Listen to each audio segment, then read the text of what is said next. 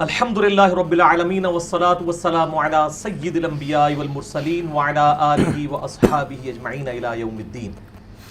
الحمدللہ 6 مئی 2018 کو علمی و تحقیقی مجلس نمبر 7 انشاءاللہ ہم اس کو کور کریں گے، اور آج چونکہ اسپیشل کلاس تھی عربک تجوید کی، ہماری خوش نصیبی ہے کہ علی الاحسن نقوی صاحب جو ہے وہ عرصہ دراز کے بعد تشریف لائے ہیں۔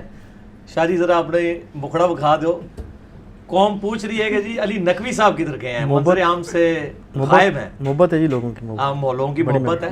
شاہ جی کی اصل میں اپنی کوئی ذاتی مصروفیات بھی تھیں، جس کی وجہ سے ظاہر ہے ادھر سے تقریباً 125 کلومیٹر ہے ان کا گھر، تو پھر یہ ہے کہ آلموسٹ انہوں نے تمام کریٹیکل ٹاپکس میرے ساتھ 1 to 1 ڈسکشن میں، چاہے وہ بول ٹی وی سے ریلیٹڈ ہوں، چاہے وہ سنی شیعہ کنفلکٹ سے ریلیٹڈ ہوں، خواہ وہ علماء سے ریلیٹڈ ہوں، آلموسٹ انہوں نے ہر ایک ٹاپک ریکارڈ کروا دیا ہے اللہ کے فضل سے، اور بڑی ایمانداری کے ساتھ۔ بعض لوگوں نے ان کی شکایت بھی مجھے کی ہے جی بڑی بدتمیزی سے بولتے ہیں، تو میں نے ان کو بتایا کہ ہم کسی کا برا نہیں مانتے، بیسیکلی یہ وہ شکوہ کر رہے ہوتے ہیں آن دا بہاف آف امہ۔ جیسے ڈاکٹر اقبال کی جو شکوہ میں لینگویج تھی، اس پہ علماء نے اعتراض کیا کہ جی بڑی سخت لینگویج ہے، وہ ڈاکٹر اقبال کی لینگویج نہیں تھی، جو لوگ سوچتے تھے کہ یا اللہ ہمارے ساتھ کیا ہوا، ہم تو اتنی اونچی امت تھے، آج ہم پستی میں گر گئے۔ تو ڈاکٹر اقبال نے ان کے وسوسوں کو پہلے شکوہ میں بیان کیا، پھر جواب شکوہ میں اللہ تعالیٰ کی طرف سے انہوں نے جواب دیے الحمدللہ۔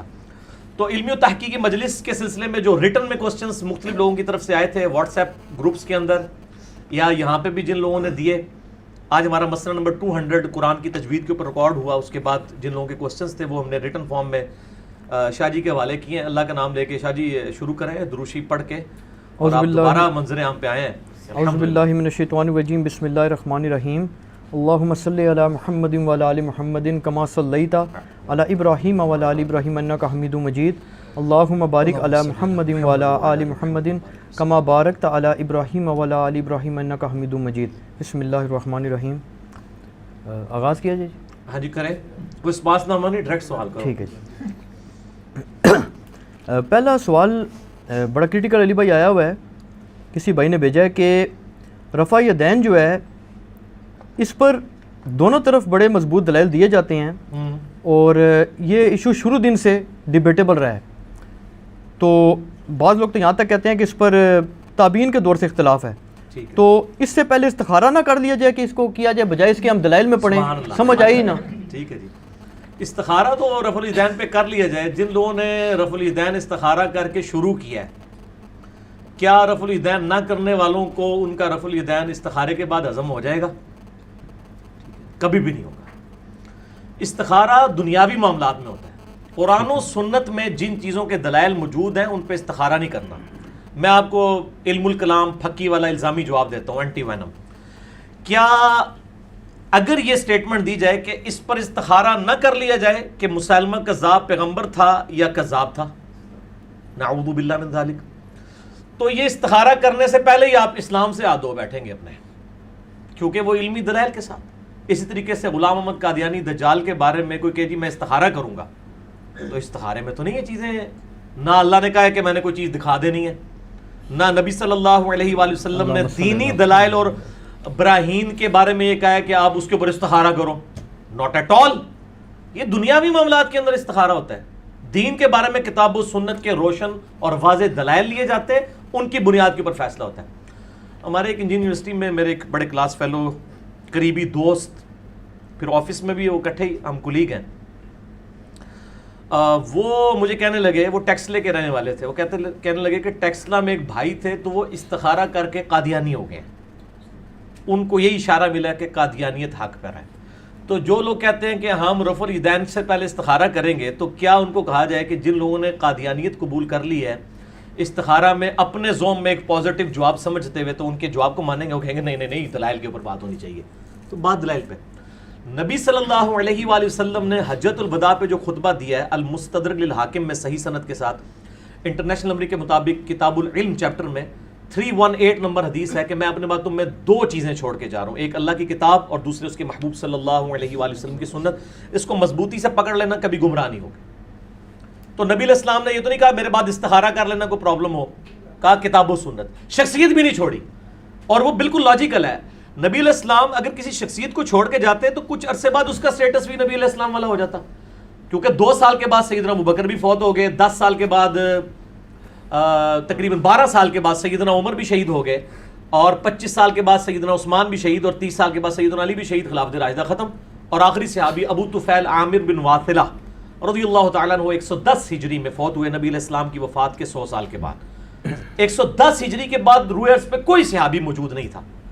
تو اگر نبی صلی اللہ علیہ وآلہ وسلم اپنے اصحاب کو اپنا اس حوالے سے چھوڑ کے جاتے نائب، تو انہوں نے بھی تو فوت ہونا تھا، ان کا سٹیٹس بھی تو وہی تھا. نبی علیہ السلام نے وہ چیز چھوڑی جو قیامت تک رہنی تھی، یعنی کتاب اللہ اور سنت. آپ نے کہیں نہیں فرمایا کہ آپ نے فلاں شخصیت کو پکڑنا ہے. غدیر خم پہ بھی فرمایا قرآن اور اہل بیت، صحیح مسلم میں اوپر تلے 4 حدیثیں ہیں، انٹرنیشنل نمبر کے مطابق 6225 سے 6228 تک. وہاں پہ بھی کہا قرآن کو پکڑو، اس میں ہدایت ہے، اس میں نور ہے، یہ اللہ کی رسی ہے، جو اس کو پکڑے گا ہدایت پہ ہوگا، جو چھوڑ دے گا گمراہ ہو جائے گا. اور دوسرا کا اہل بیت کے بارے میں تمہیں اللہ کا خوف دلاتا ہوں کہ ان کے ساتھ حسن سلوک کرنا. ٹھیک ہے جی. نبی علیہ السلام نے استخاروں کے والے تو نہیں امت کو کیا دین کے معاملات میں. ہاں دنیاوی معاملات میں صحیح بخاری میں حدیث ہے کہ ابن عباس کہتے ہیں کہ نبی علیہ السلام ہمیں دعائے استخارہ اس طرح تعلیم فرماتے تھے جس طرح قرآن کی آیات، کہ ہم اپنے دنیاوی معاملات کے اندر جو ہے اللہ کی طرف رجوع کریں. دینی معاملات میں رجوع کے لیے نہیں، اس کے لیے تو آلریڈی ہمارے پاس روشن دلائل موجود ہے. ورنہ تو ہر شخص کے لیے الگ الگ جو ہے وہ اللہ تعالیٰ نعوذ باللہ پیغمبر بھیجتا، پوری امت کے لیے ایک پیغمبر اور تعلیمات دے دی. اب استخارے کے ذریعے تو لوگ شاہ جی قادیانی بھی ہوئے ہیں، تو کیا آپ ان کی قادیانیت کو صحیح مان لیں گے؟ آپ کہیں گے نہیں، دلائل کے اوپر بات کریں. رفع الیدین کے بارے میں ان کو کیوں اتنی چڑ ہے؟ رفع الیدین پہ میرا ڈیٹیل لیکچر ہے، مسئلہ نمبر 70B.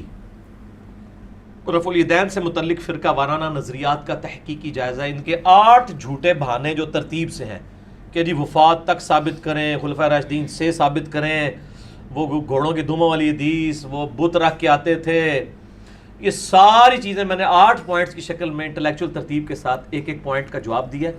آج ہی اگر کوئی چھوڑ دے تو ہوتی ہے کہ نہیں ہوتی؟ ٹھیک ہے نا جی. نہ کرے تو کیا ہوگا؟ گناہ ہے. یہ ساری چیزیں میں نے جواب دی ہیں. اب رہا یہ والا مسئلہ استخارہ والا، تو ہم کہتے ہیں ٹھیک ہے آپ کے استخارے کو تو کسی نے نہیں ماننا، ہم آپ کو جینون چیز اگر دکھا دیں حدیث کی کتابوں سے کہ نبی صلی اللہ علیہ وآلہ وسلم نے خواب میں آ کے رفع الیدین تعلیم فرمایا ہے، شاعری پھر تو مان جانا چاہیے نا. بالکل. وہ خواب کسی بریلوی دیوبندی اہل حدیث شیعہ کے علماء کا نہیں ہے، ہمارے اماموں کی کتابوں میں اماموں کا خواب ہے. کیوں نہیں مانیں گے پھر؟ تو کہتے ہیں نا جی بخاری مسلم میں حدیث ہے میری شکل میں شیطان نہیں آ سکتا. یہ سارے معاملہ بالکل ٹھیک ہے. میرا خواب میں دیدار مصطفیٰ صلی اللہ علیہ وآلہ وسلم کی حقیقت لاکھوں لوگ یوٹیوب پہ دیکھ چکے ہیں. اس سے زیادہ کوئی کلپ نہیں دیکھا گیا اس ٹاپک پہ کسی اور کا. اس میں نے یہ ساری باتیں حدیث کی کتابوں سے خواب بتائے ہیں کہ بھی صحابہ، تابعین، تبع تابعین، اس کے بعد کے لوگوں کو بھی نبی صلی اللہ علیہ وآلہ وسلم کی خواب میں زیارت ہوئی ہے. ہم حدیث کی کتاب سے خواب دکھاتے ہیں. استخارہ سے بھی اگلی چیز، استخارے کا تو پتہ نہیں جواب آئے نہ آئے. کئی بار وہ کہتے ہیں لال رنگ نظر آئے گا، سبز رنگ، اس طرح کوئی چیز نہیں. وہ صرف ہے کہ دل ٹھک جائے گا آپ کا. بخاری میں آپ کتاب الدعوات چیپٹر میں اور مشکات میں بھی نفلی نماز والے چیپٹر میں استخارہ کی دعا نکال لیں. اس میں سمپل یہ ہے کہ اللہ اگر یہ میرے لیے دنیا آخرت اور معیشت کے اعتبار سے بہتر چیز ہے تو میرے لیے اس کو کر دے اور مجھے اس پہ راضی کر دے، اور اگر بہتر نہیں اس کو مجھ سے دور کر دے، مجھے اس سے دور کر دے. Simple is that. تو اگر ہم حدیث کی کتابوں سے کوئی خواب دکھا دے شاہ جی جو نبی صلی اللہ علیہ وآلہ وسلم نے خود خواب میں آ کے رفع الیدین تعلیم کیا ہو اور کسی ایسے بندے کو کیا ہو جو پہلے رفع الیدین نہیں کرتا تھا، پھر پیچھے گنجائش رہ جائے گی. تو خوابوں والی جتنی سرکاریں ہیں پھر ہم ان کو کہیں گے سرکار آ جاؤ میدان وچ. میرے بھائی حدیث کی اہل سنت کی چند بڑی کتابوں میں سے ایک کتاب ہے سنن دارقطنی.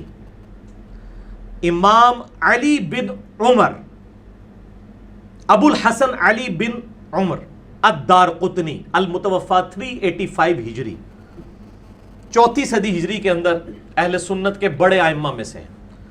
اور حدیث کی فیلڈ میں، اسماء و رجال کی فیلڈ میں جو ناقدین محدثین سمجھے جاتے ہیں نا، جنہوں نے بخاری اور مسلم کے اوپر بھی نقد کیا ہے اور پورا اس کے اوپر یعنی انالیسس کر کے انہوں نے ان کی احادیث کے اوپر حکم لگائے، ان میں سے ایک یہ بھی ہے.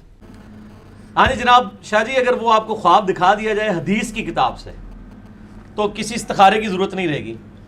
امام ابو الحسن علی بن عمر الدارقطنی المتوفا 385 ہجری نے کتاب لکھی ہے سنن دارقطنی. 4898 احادیث کا مجموعہ ہے, آلموسٹ 5000. اس میں انہوں نے باقاعدہ نماز کے چیپٹر میں ایک رفع الیدین والا چیپٹر باندھا ہے, جس میں انہوں نے باقاعدہ ایک خواب لکھا ہے نبی صلی اللہ علیہ وآلہ وسلم کے ریفرنس سے. عثمان بھائی ذرا دارقطنی پیچھے دیکھو پئی ہوئے گی, میں دکھائی دیں ایچ ڈی کیمرے میں, کل کو یہ نہ کہیں یار اس نے ایویں خواب بیان کر دیا کہیں لکھا نہیں ہوا.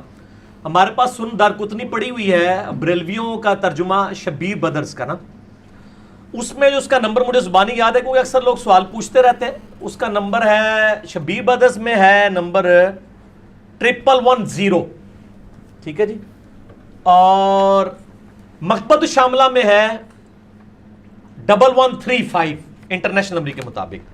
یہ سنن دارقطنی ہے جی شبیر بدرس کی, سب سے بڑا پاکستان میں بریلویوں کا ادارہ ہے جو کہ احادیث کی کتابیں چھاپ رہا ہے.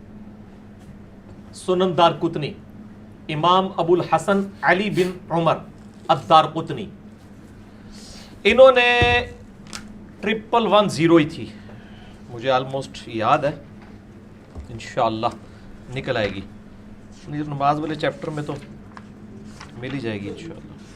1110, ہاں جی, لو جی, پہلے تو یہ والے آخری اس کی عربی کور کرنی ہے, پھر اوپر سے دوسرے پیج کی اردو, اس کی عربی آخری والے کی 1110 حدیث کا نمبر ہے. پہلے اس کو کور کریں آپ نیچے, اور پھر اوپر اردو ترجمے والا بھی پورشن اس کا کور کرنا ہے. میں اس کو ایک بار یوں سامنے رکھ دیتا ہوں آپ کے, یعنی آپ کے جو رائٹ والا پیج ہے اس کی آخری عربی, اور جو آپ کے لیفٹ پہ پیج ہے اس کے اوپر والے الفاظ. بلکہ فرحان بھائی اس کا بعد میں آپ امیج لیں نا اور اوریجنل امیج ڈالیں, کیونکہ یہ تو بڑے کام کی چیز ہے انشاءاللہ تعالی. استخارے کی آندہ رفع الیدین پہ کوئی بات ہی نہیں کرے گا, وہ کہیں گے یار رہنے دو, اے نہیں ایسی آتا نہیں.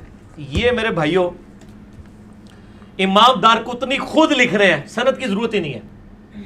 کہہ رہے ہیں, کہتے ہیں کہ میں نے اپنے استاد قاضی ابو جعفر بن اسحاق کو یہ کہتے ہوئے سنا کہ پہلے میرا بھی وہی موقف تھا جو اہل عراق یعنی نجدیوں, کوفیوں اور حنفیوں کا اہل الرائے کا موقف تھا, کیا کہ میں رفع الیدین نہیں کرتا تھا.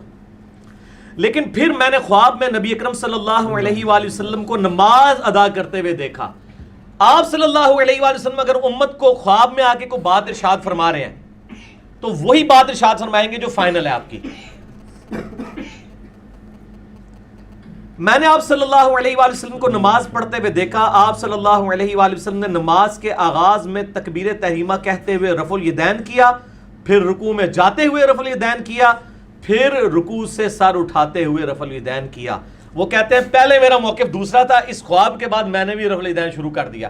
ان جڑے استخارہ نے چکر ہی چون اللہ دے بندے ہو, استخارہ تو چھوٹی چیز ہے.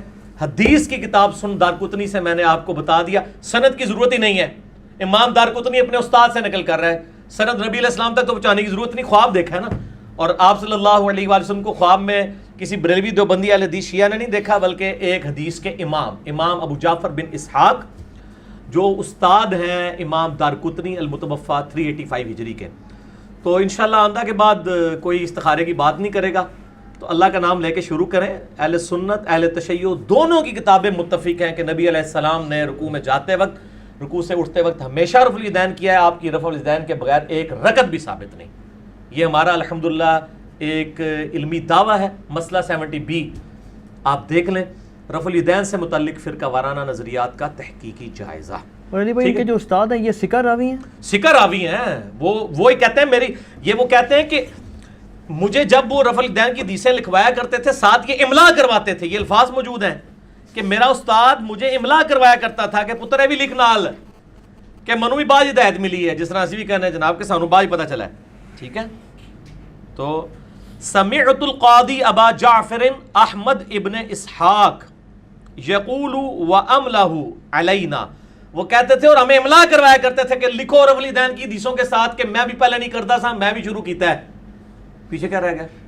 ٹھیک ہے جی, یہ تو انشاءاللہ جب یہ کلپ چڑھے گا نا لاکھوں لوگوں تک پہنچے گا. اس کا جواب تو جی الیاس گمن صاحب سے اور عباس رضوی صاحب سے لینا بہت ضروری ہے. ہمیں کسی سے جواب لینے کی ضرورت نہیں ہے. اس کی وجہ یہ ہے کہ یہ سوال تو ہے نہیں ہے, یہ تو دلیل ہے. دلیل کا جواب نہیں ہوتا, واضح دلیل ہے. ٹھیک ہوگا جی, آگے چلیں.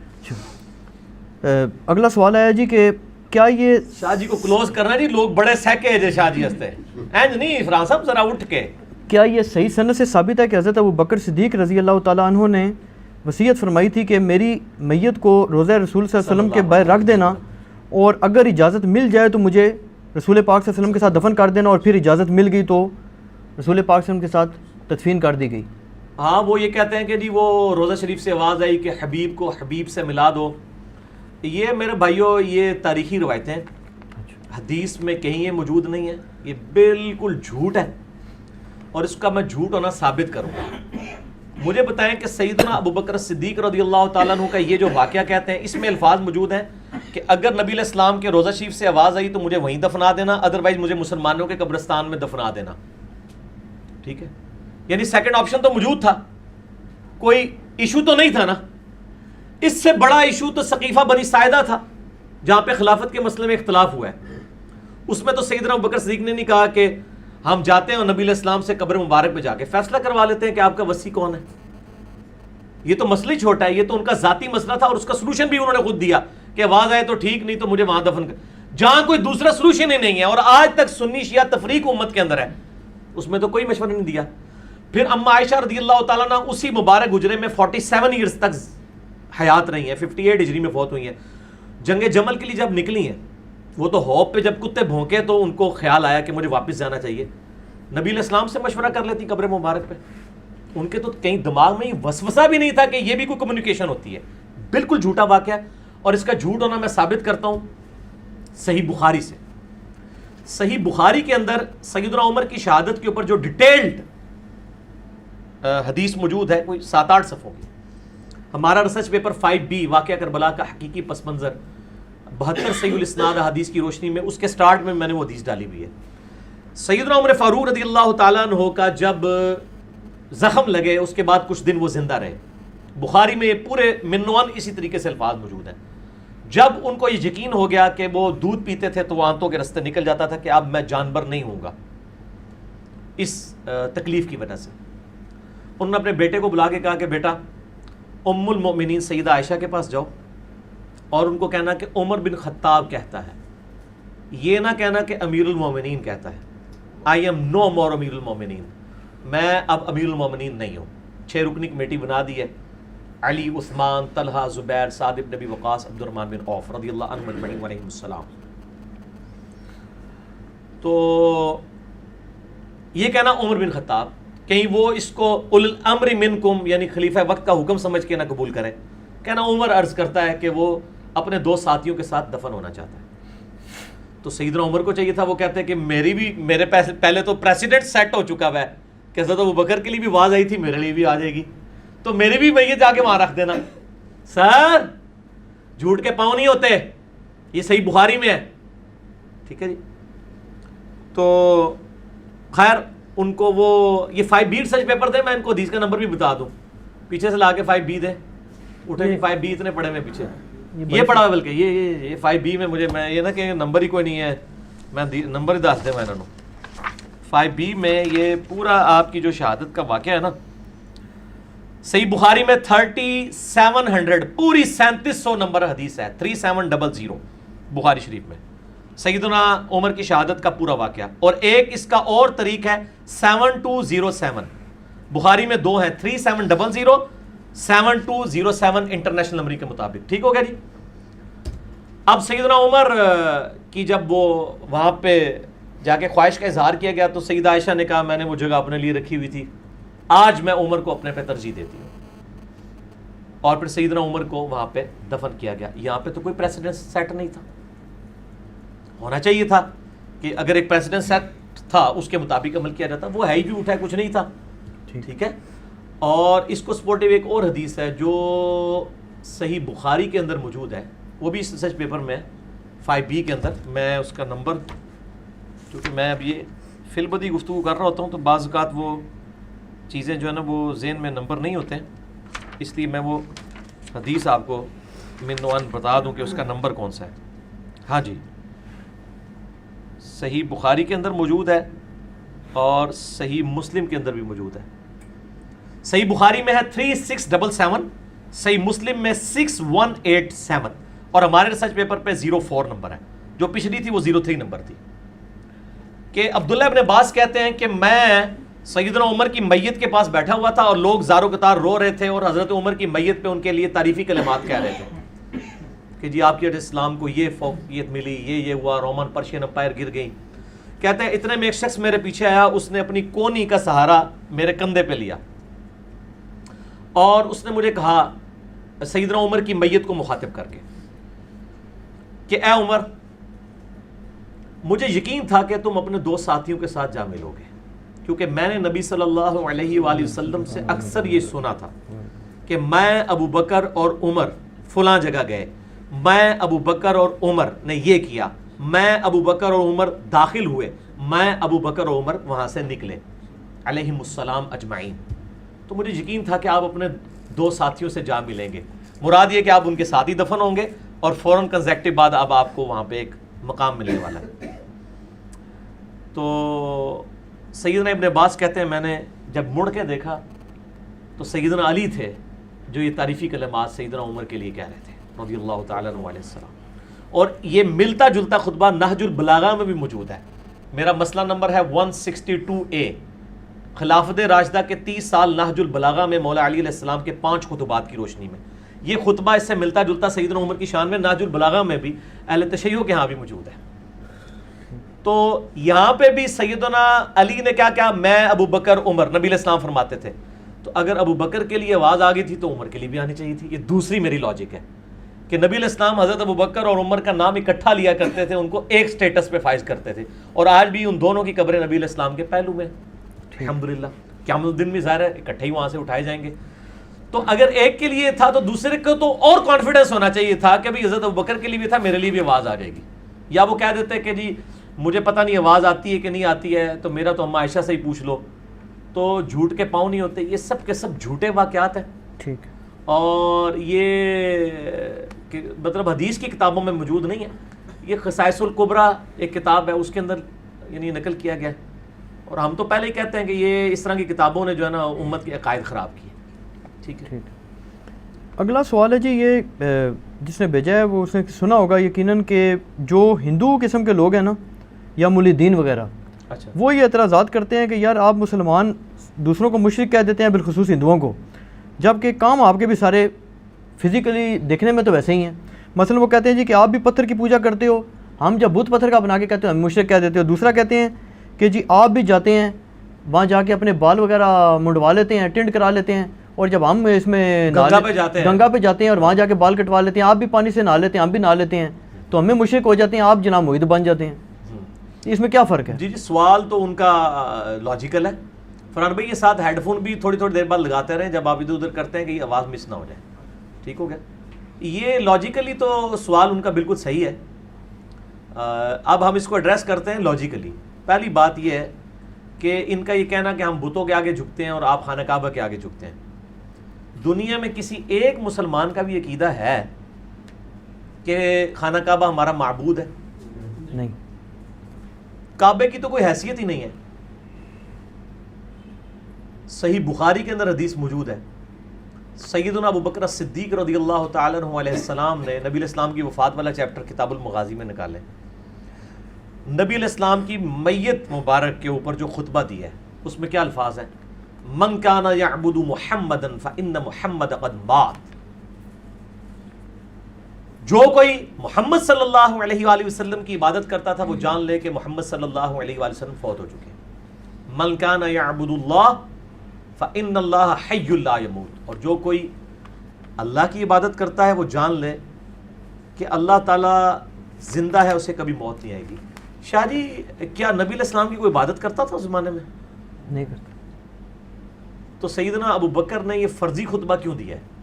توحید کو اسٹیبلش کرنے کے لیے، کیونکہ اس سے پہلے ایک بہت بڑا واقعہ ہو چکا ہوا تھا جو آج تک ہم بھگت رہے ہیں کہ آج دنیا میں 2.25 ارب انسانوں نے حضرت عیسیٰ علیہ السلام کے نام کے اوپر شرک کھڑا کیا ہوا ہے.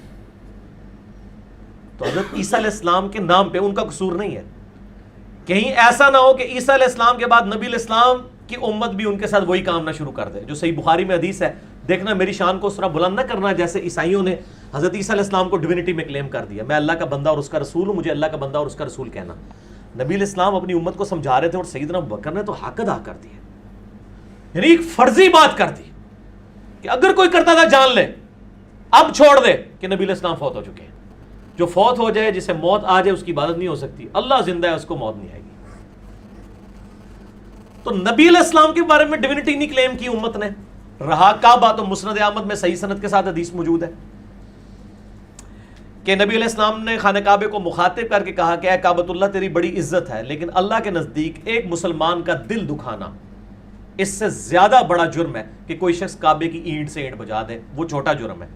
یعنی نبی علیہ السلام کہہ رہے ہیں کہ کعبے کو توڑ دینا، تباہ و برباد کر دینا، یہ چھوٹا جرم ہے، مسلمان کا دل دکھانا بڑا جرم ہے. کیا کوئی ہندو یہ سٹیٹمنٹ دے گا کہ ہمارے بتوں کو توڑنا یہ چھوٹا جرم ہے اور ہندو کا دل دکھانا بڑا ہے؟ وہ تو اس کو معبود کے بت مان رہے ہیں. تو اگر مسلمانوں کو یہ تعلیم دی جاتی، پھر ہر سال 2 دفعہ غلاف کعبہ چینج ہوتا ہے. میرا ایک دفعہ محرم میں ہوتا ہے اور ایک دفعہ رمضان شریف میں، اور وہ خانہ کعبے کے اوپر چڑھے ہوئے ہوتے ہیں غلاف کعبہ چینج کرنے والے لوگ. ٹھیک ہے جی. تو کیا ہندو اپنے بتوں کے اوپر چڑھیں گے، ان کو اپنے پاؤں کے نیچے رون دیں گے؟ مسلمان تو روند رہے ہوتے ہیں. یہی پوری دنیا کو میسج دے رہے ہوتے ہیں کہ یہ ہمارا معبود نہیں ہے، یہ بھی پتھر ہے. پھر بخاری اور مسلم میں حدیث ہے، سیدنا عمر نے کعبے کی تو چلے، کعبہ تو حجاج ابن یوسف نے بنایا ہوا ہے نا، پتھر تو حجاج ابن یوسف کے ہیں جو آخری تعمیر ہوئی ہے. خانہ کعبے میں صرف ایک پتھر ہے جو متبرک ہے، آسمان سے اتارا گیا یاقوت ہے، جو جامعہ ترمذی میں حدیث ہے، وہ ہے حجر اسود. جی. باقی سارے دنیا کے پتھر ہیں، وہ جنت کا پتھر ہے. اسی لیے چومنا بھی صرف اس کو ہوتا ہے اور کسی پتھر کو چومنا نہیں ہوتا. تو جنتی پتھر جو اس میں نصب ہے حجر اسود، اس کے بارے میں بخاری مسلم میں حدیث ہے، سیدنا عمر طواف کعبہ کے دوران اس کے پاس آئے اور کہا ہے حجر اسود تو ایک پتھر ہی ہے، نہ کسی کو نفع دے سکتا ہے نہ نقصان. کیا ہندو اپنے بتوں کہتے ہیں پتھر ہی ہو، تسی کیا کر سکتے ہو؟ اگر یہ وہ کہنا شروع کر دیں تو ہمارے والی ڈاکٹرائن پہ عمل کریں گے نا. باقی کعبے کے پتھروں کی تو کوئی حیثیت ہی نہیں ہے. حجر اسود کو سیدنا عمر بخاری مسلم دونوں میں کہہ رہے ہیں تو ایک پتھر ہے، نہ نفع دے سکتا ہے نقصان. اگر میں نبی علیہ السلام کو چومتے ہوئے نہ دیکھتا تو نہ چومتا. ایک چیز کلیئر کر دی، یہ نفع نقصان نہیں دے سکتا. چومنا ایک سنت ہے. جیسے قبلہ سمبل آف یونٹی ہے، جسٹ ہم قبلے کو سجدہ نہیں کر رہے ہوتے، قبلے کی طرف سجدہ کر رہے ہوتے ہیں. ٹھیک ہے، تاکہ مسلمانوں کا ایک سمبل آف یونٹی رہے، نہ کہ یہ کہ ہم اس کے آگے اس کو پتھر سمجھ کے تو اس کو سجدہ کر رہے ہوتے ہیں. نعوذ باللہ. ورنہ وہ تو قبلے کے جو اپنے پتھر ہیں وہ تو دنیاوی، اس میں جو سب سے متبرک پتھر ہے اس کا سٹیٹس حضرت عمر نے کلیئر کر دیا. باقی پتھر تو کس شمار میں ہے پھر جب حجر اسود کا ہی ہے. اس میں ایک آگے کمزور روایت ہے المستدرک للحاکم میں کہ سیدنا علی ساتھ تھے تو انہوں نے کہا کہ اے عمر یہ نفع بھی دیتا ہے اور نقصان بھی دیتا ہے، اہل ایمان کی گواہی دے گی. یہ جعلی روایت ہے کیونکہ اس میں ابو ہارون متروک راوی ہے، کذاب راوی ہے، وہ چھوٹا ہوا، یعنی محدثین نے اس کی حدیثیں چھوڑ دی تھی اور یہ والا پورشن جو ہے صحیح نہیں ہے. پہلا پورشن ہی بخاری مسلم میں ہے، وہی صحیح ہے. ٹھیک ہو گیا جی. تو سیدنا عمر نے تو اپنا موقف بتا دیا. ٹھیک. اب آ جائیں گنگا پہ نہانے کا. گنگا کی سند کوئی کتابوں میں نازل نہیں ہوئی ہے اور الہامی کتابوں کے اندر زمزم کی سند موجود ہے. زمزم کا ذکر تورات کے اندر بھی موجود ہے، آج بھی آپ اولڈ ٹیسٹمنٹ نکال کے دیکھ لیں، اور ہماری احادیث کے اندر بھی موجود ہے. اور باقی بال منڈوانا، یہ ساری چیزیں چلیں، یہ چھوٹی ثانوی حیثیت ہے. اصل چیز ہے توحید کا مسئلہ، اور وہ یہ ہے کہ ہم خانہ کعبہ کو نہیں پوجتے. کوئی دنیا کا مسلمان خانہ کعبہ کو اپنا معبود نہیں سمجھتا. یہ بیسیکلی پروپیگنڈا 9ویں اور 10ویں صدی عیسوی کے اندر کرسچینٹی نے اسلام کے خلاف کیا تھا کہ یہ ایک بلیک سٹون ہے ریگستان میں جس کے یہ پجاری ہیں. آپ کو پتہ ہے یہ جب تک مسلمانوں کی دعوت گوروں تک صحیح طریقے سے نہیں پہنچی نا کتابوں کی شکل میں، تو انہوں نے اپنی پبلک کی مت اسی طریقے سے ماری ہوئی تھی. جیسے ہم قرآن و سنت سے بات کرتے ہیں نا تو کہتے ہیں یہ تو جناب وابی نے، ہم کہتے ہیں ہم نہ وابی نہ بابی. یہ کلپ میرا دیکھو، نہ میں وابی نہ میں بابی. ٹھیک ہے، جہاں وابی نے انہوں نے پوچھو تو تسی آپ بابی ہو، تسی آپس ہی اپنے معاملات طے کرو. اسی تے کتاب و سنت کے ماننے والے. تو ایک پراپوگنڈے کے لیے زہریلے الفاظ بولے. کرسچنز نے جب دیکھا صلیبی جنگیں تو وہ ہار رہے ہیں، انہوں نے مسلمانوں کے خلاف زہر گھولا کہ یہ تو بت پرست ہے، پیگن ہے، یہ اللہ کو نہیں مانتے. ٹھیک ہے، جو سانو کہتے ہیں اماموں نہیں مانتے، حالانکہ اماموں کو ہم ہی تو مانتے ہیں. آپ کے پاس تو یہ کتابیں پڑھی ہوئی ہیں، ہم تو پڑھی ہوئی بھی ہیں اور دکھاتے بھی ہیں. تو یہ پراپوگنڈا کیا، بلیک سٹون کو پوچھتے ہیں. پھر مسلمانوں نے کلیریفیکیشن دی. آپ دیکھیں اجماع، اور اجماع کی خوبصورتی دیکھیں اور اسلام کی حقانیت کہ کسی تھکڑ سے تھکڑ مسلمان کو، میرے جیسے کو کھڑا کر کے پوچھیں تو وہ بھی کہے گا یار کعبے کو تو نہیں ہم پوچھتے, کعبہ تو یار پتھر ہے. اور کعبے کی ڈائریکشن بھی صرف فرض نماز میں, نفلی عبادت میں نبی علیہ السلام نے کعبے کی ڈائریکشن کا بھی اہتمام نہیں کیا, جس طرف سواری موڑ رہی تھی اس طرف کیا. حضرت بلال کو خانہ کعبے کے چھت کے اوپر چڑھا کے جو ہے وہ اذان دلوائی. مسند احمد میں آتا ہے مولا علی علیہ السلام کو اپنے کندھوں پہ سوار کر کے کعبے کے اوپر چڑھایا اور بتوں کو توڑوایا. ورنہ تو مطلب ایک منجنیک رکھی جاتی, اس سے بندہ لٹکایا جاتا, کدھر پیر نہیں لگ جان کعبے ہوتے, بے رکتی ہو جائے گی. اور پریکٹیکلی مسلمانوں نے نعوذ باللہ جو کچھ کعبے کے ساتھ کیا ہے, یزید نے اور حجاج ابن یوسف نے, اس نے تو رہی سے ہی کسر بھی نکال دی. اب بھی کسی کو یقین نہیں آتا. گو وہ ایک نیگیٹو کام تھا, لیکن میں یہ بتانا چاہ رہا ہوں کہ وہ انہوں نے اس چیز کی پرواہ نہیں کی ہے. ٹھیک, تو یہ ان کا موقف بالکل باطل ہے. ٹھیک ہے. اچھا, جن قبروں وغیرہ پر شرک موجودہ دور میں ہو رہا ہے اور ان کے متعلق تواتر سے یہ بات یعنی کہ جو ہمارے اس بالخصوص سب کانٹیننٹ میں کہی جاتی ہے کہ جی یہ بڑے جو ہیں مشہور اولیاء تھے اور بڑے یعنی اچھے لوگ تھے اور انہوں نے ہی مسلمان کیا لوگوں کو ساروں کو, تو یہ آپ کیا سمجھتے ہیں کہ مطلب ہے آج کے لوگ جو کر رہے ہیں کیا اس کی ذمہ داری ان پر عائد ہوگی جو کہ 400 500 800 1000 سال پہلے دنیا سے جا چکے ہیں؟ دیکھیں جی, یہ جو 800 1000 سال پہلے جا چکے ہیں نا جی, ان سے پہلے تو ہمیں ان بزرگوں کو پکڑنا چاہیے جو 800 سال والوں سے بھی پہلے 500 سال پہلے گزر چکے ہیں. یہ صحابہ تابعین تبع تابعین, امام بخاری امام مسلم, جن کی اتھینٹسٹی ہے دنیا میں, جن کی کتابیں مانی جاتی ہیں. آپ کے لوکل بزرگوں کو دنیا میں کہیں نہیں جانا جاتا. یعنی امام بخاری کا ہم نام لینا دنیا کے کسی کونے میں مسلمان کو پتا ہوگا, لیکن آپ اپنے کسی محلے کے, کسی گلی کے, کسی شہر کے بزرگ کا نام لینا دوسرے ملک میں تو نہیں جانتے ہوں گے. لہٰذا یہ سارے لوکلائزڈ لوگ ہیں, یعنی انٹرنیشنل لیول کے لوگ نہیں ہیں یہ. باقی رہا کہ ان کے عقائد کیا تھے, ہمیں اس کی ڈیٹیل میں جانے کی ضرورت نہیں. ان کی کتابیں جو ہم تک پہنچی ہیں وہ ٹیمپرڈ فارم میں بھی ہو سکتی ہیں, اس میں عقائد تو کتاب و سنت کے خلاف ہے. ان کے بارے میں ہم اس لیے حکم نہیں لگا سکتے, وہ ہمارے سامنے موجود نہیں ہے. عین ممکن ہے ان کی کتاب ہی نہ ہو. کتنی گستاخانہ عبارتیں میں نے ہائی لائٹ کی ہیں مسئلہ 71B کے اندر, انڈیا اور پاکستان کے بزرگوں کی 19 گستاخانہ عبارات کا تحقیقی جائزہ. اگر ان کی یہ ضد ہے کہ یہ کتابیں ان کی ہیں تو یہ بڑا خطرناک معاملہ ہو جائے گا. ہمارا موقف یہ ہے کہ جو مر چکا ہے اپنے انجام کو پہنچ چکا ہے, اچھا یا برا اللہ تعالیٰ کے سپرد. ہم کسی کے بارے میں کوئی نیگیٹو بات نہیں کرتے اور کسی کے بارے میں ایسی پازیٹیو بات بھی نہیں کرتے کہ کل کو ہمیں اللہ کے حضور جواب دے ہونا پڑے. ہم خاموشی اختیار کرتے ہیں. ہم آج کے دور کے لوگ جو عقائد لے کے آئیں گے ان کو کتاب و سنت کے اوپر پیش کریں گے. پرانے لوگوں کا معاملہ جو ہے نا وہ ان کے ساتھ رہنے دیں. آپ تعلیمات کو ڈسکس کریں کہ یہ تعلیم ہے. ہم تو کہتے ہیں ان کے بارے میں جو چیزیں منسوب کر رہے ہیں وہ صحیح سند سے ثابت ہی نہیں ہے. آپ سے میں پوچھتا ہوں, اس دنیا میں سب سے بڑے بزرگ وہ ہیں جن کو سب سے زیادہ لوگ مان رہے ہیں. انسانوں میں وہ بزرگ کون ہے؟ حضرت عیسیٰ علیہ نبینا علیہ السلام. ہمارے نبی علیہ السلام کو کم لوگ مانتے ہیں کیونکہ عیسیٰ ابن مریم کو 1.25 ارب عیسائی بھی مان رہے ہیں اور 1.5 ارب مسلمان بھی مان رہے ہیں. ان کے ماننے والے, ماننے سے مراد as a personality, as a prophet جو بھی ہے اس میں ٹیمپرڈ فارم میں لازم. لیکن دنیا میں سب سے زیادہ شرک کس کے نام پہ کھڑا ہوا ہے؟ عیسیٰ علیہ السلام کے نام, بیگوٹن سن آف گاڈ, گاڈ انکارنیٹس, یہ سارا کچھ بولا جاتا ہے. لیکن کیا عیسیٰ علیہ السلام کے بارے میں ہم یہ کہہ سکتے ہیں کہ نعوذ باللہ ان کی یہ تعلیمات تھی؟ قطعاً. اگرچہ ان کی طرف منسوب تعلیمات شرکیاں ہیں لیکن قرآن ان کے دفاع پہ کھڑا ہوا ہے. ٹھیک ہے, باقی کسی بزرگ کے بارے میں قرآن نہیں کھڑا ہوا, اس لیے ان کے بارے میں ہم خاموشی اختیار کرتے ہیں. عیسیٰ علیہ السلام کا ہم گج وج کے دفاع کریں گے وجیہاً فی الدنیا والآخرہ. اللہ نے قرآن میں کہا ہے لقد کفر الذین قالوا ان اللہ هو المسیح ابن مریم, بے شک وہ کافر ہے جو کہہ رہے ہیں کہ عیسیٰ ابن مریم جو ہیں وہ اللہ ہی تھے. وقال المسیح, جبکہ مسیح تو خود کہتے تھے یا بنی اسرائیل اعبدوا اللہ ربی وربکم, اے بنی اسرائیل عبادت کرو اس اللہ کی جو تمہارا بھی رب ہے اور میرا بھی. انہ من یشرک باللہ فقد حرم اللہ علیہ الجنہ ومأواہ النار وما للظالمین من انصار, بے شک جو کوئی شرک کرے گا اللہ نے اس پہ جنت حرام کر دی, اس کا ٹھکانہ دوزخ ہے, وہاں اس کا کوئی مددگار نہیں ہوگا. عیسیٰ ابن مریم کی طرف سے تو میرے رب نے گواہی دے دی ہے, عیسیٰ ابن مریم کا دفاع تو میں ہر جگہ پہ کروں گا. باقی کسی شخص کا دفاع ہم اس لیے نہیں کریں گے کہ دونوں طرف باتیں موجود ہیں, ہم نہ نیگیٹیولی کرتے ہیں نہ پازیٹیولی. ٹھیک ہے, ابھی اذانیں شروع ہو گئی ہیں اور اس کے بعد انشاءاللہ تعالی ہم باقی اس کو کنٹینیو کرتے ہیں انشاءاللہ تعالی. جی شاہ جی اگلا سوال کریں. اچھا علی بھائی, اس سوال سے نا ضمن ایک مزید میں کلیریفیکیشن کر لوں تاکہ یہ بات بالکل کنکلوڈ ہو جائے. یہ پرسنل میرا بھی سوال سمجھ لیں اور بھی باقی جو بالخصوص جو سادات کہلانے کا دعویٰ کرتے ہیں ان لوگوں کا ہے کہ جب آپ کسی بھی سید کا نا، چاہے اس کا اس وقت کسی بھی مسلک سے تعلق ہو، چاہے وہ شیعہ ہو، چاہے بریلوی ہو، چاہے دیوبندی ہو، چاہے اہل حدیث ہو، کسی بھی مسلک کا سید ہو، یہ بھی شاہ صاحب بیٹھے ہیں اور بھی بیٹھے ہیں، آپ اس کا شہر نسب کھول لینا. اب اس کی اتھینٹسٹی پہ میں نہیں جاتا کہ اس کی کیا اتھینٹسٹی ہے. شہر نسب کی ظاہر ہے وہ بھی ایک روایت سینہ بسینہ ہی چلی ہے، لیکن آپ اس میں دیکھیں گے نا پیچھے جو بزرگ ان کے ہوں گے نا، صاحب قبر، صاحب مزار، وہ ان کے بارے میں دعویٰ ہوگا کہ یہ صاحب تصوف تھے. کوئی کہے گا جی قادری تھے، کوئی کہے گا نقش بندی تھے، کوئی کہے گا سور وردی تھے. شیعہ کہیں گے جی حالت تقیہ میں تھے، اندر سے شیعہ تھے.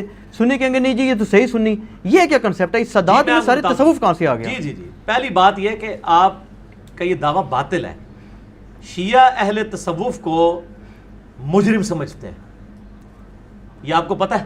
نہیں، وہ ان کے اس مجتہد لیے تو کہ کہتے ان کے ہیں، کمپیٹیٹر وہ ہیں، ان کے مجتہد کہتے ہیں، لیکن سادات کسی کی آپ لڑی کھول لیں وہ پیچھے یہ لڑی جو مرضی کھولتے رہے. پریکٹیکلی شیعہ اہل تصوف کو مجرم سمجھتے ہیں. وہ کہتے ہیں انہوں نے ہماری گدی کے اوپر قبضہ کیا ہے، ہماری یہ نقال تھے، اصل میں ہم وارث رسول ہیں.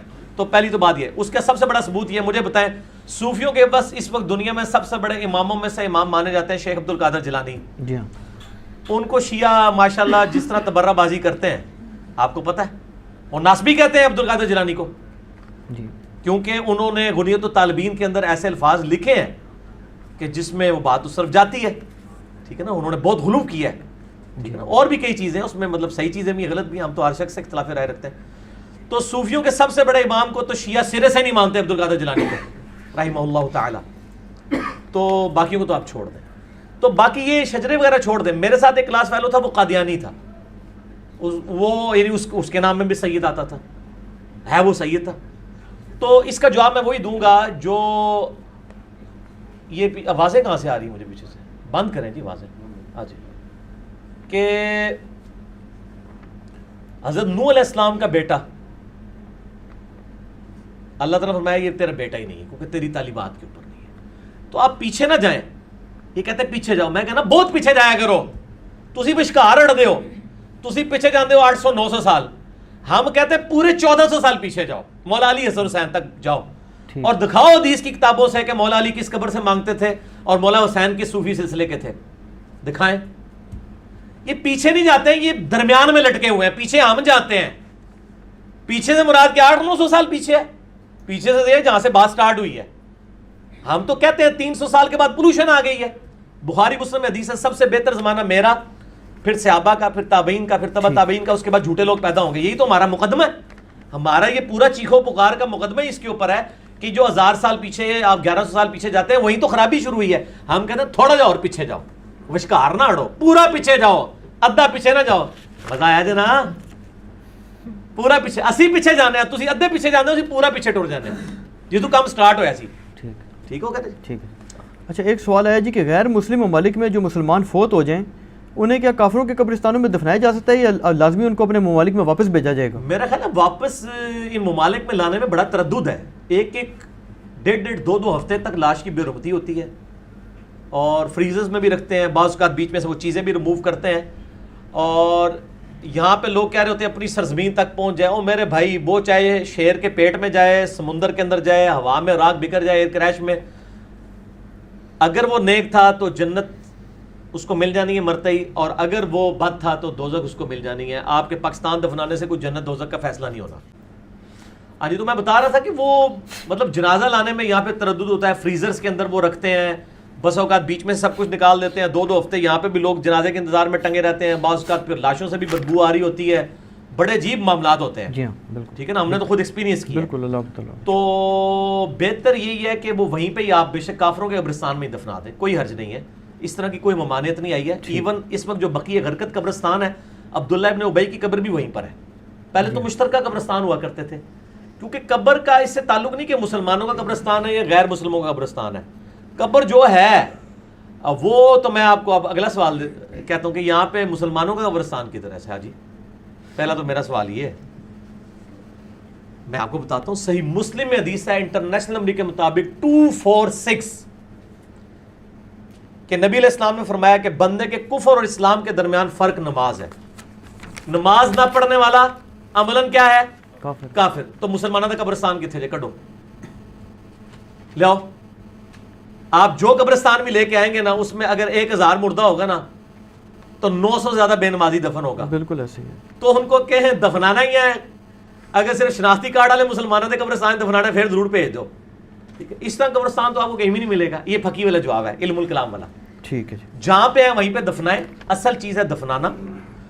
باقی وہ بعض کہتے ہیں نہیں جی کافروں کی قبروں میں تو چونکہ عذاب ہو رہا ہوتا ہے تو وہاں ہمارا مردہ نہ دفن ہو جائے. تو تانوں کنے کہا کہ مسلمانوں کی قبریں عذاب نہیں ہو رہا؟ کیا اے سنت مطابق نماز زندگی گزار کے مرے ہوئے نے کہ اتنے جناب سارے دے اندر نور بلیا ہوا ہے؟ ٹھیک ہے نا, یہ تو اللہ کو پتا ہے کہ عذاب ہو رہا ہے کہ نہیں ہو رہا. بالکل صحیح. جدھر ہے وہیں پہ دفنا دے, کوئی ضرورت نہیں یہاں بھیجنے کی. اور ایون اگر کسی نے وصیت بھی کی ہو مجھے فلاں جگہ دفنانا ہے, کوئی ضرورت نہیں وصیت پہ عمل کرنے کا جس میں اتنا تردد انوالو ہو اور لاش کی اتنی بے حرمتی ہوتی ہو. جدھر جدھر ہے وہاں پہ آپ دفنا دیں. یہ لوگوں نے بڑی عجیب و غریب باتیں مشہور کی, کوئی دلیل نہیں اس کی, جہاں پہ چاہے مرضی دفنائیں, اس طرح کی کوئی مانیت نہیں. کیونکہ اسلام کے زمانے میں جو قبرستان تھے زمانہ جہالیت کے لوگ بھی وہاں پر دفن تھے, دوسرے بھی وہاں پر دفن تھے. نبی علیہ السلام نے تو عبداللہ ابن ابی کا جنازہ پڑھایا ہے, بخاری مسلم میں آتا ہے, لعاب دان اس کے منہ میں رکھا ہے. جس کا جنازہ آپ نے پڑھایا تو کافروں کے قبرستان میں تو نہیں دفنایا, مسلمانوں کے قبرستان میں دفنایا, کیونکہ اس سے بڑا کام کر دیا ہے کہ وقت پیغمبر نے جنازہ پڑھا دیا ہے.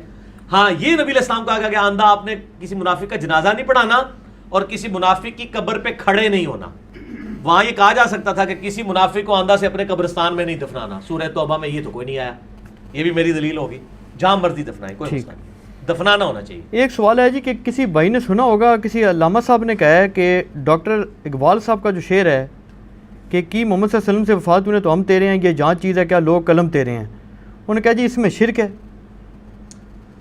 ہاں یہ بعض اہل حدیث علماء کی طرف سے یہ اعتراض اٹھایا گیا تھا, ساروں کا نہیں میں کہتا.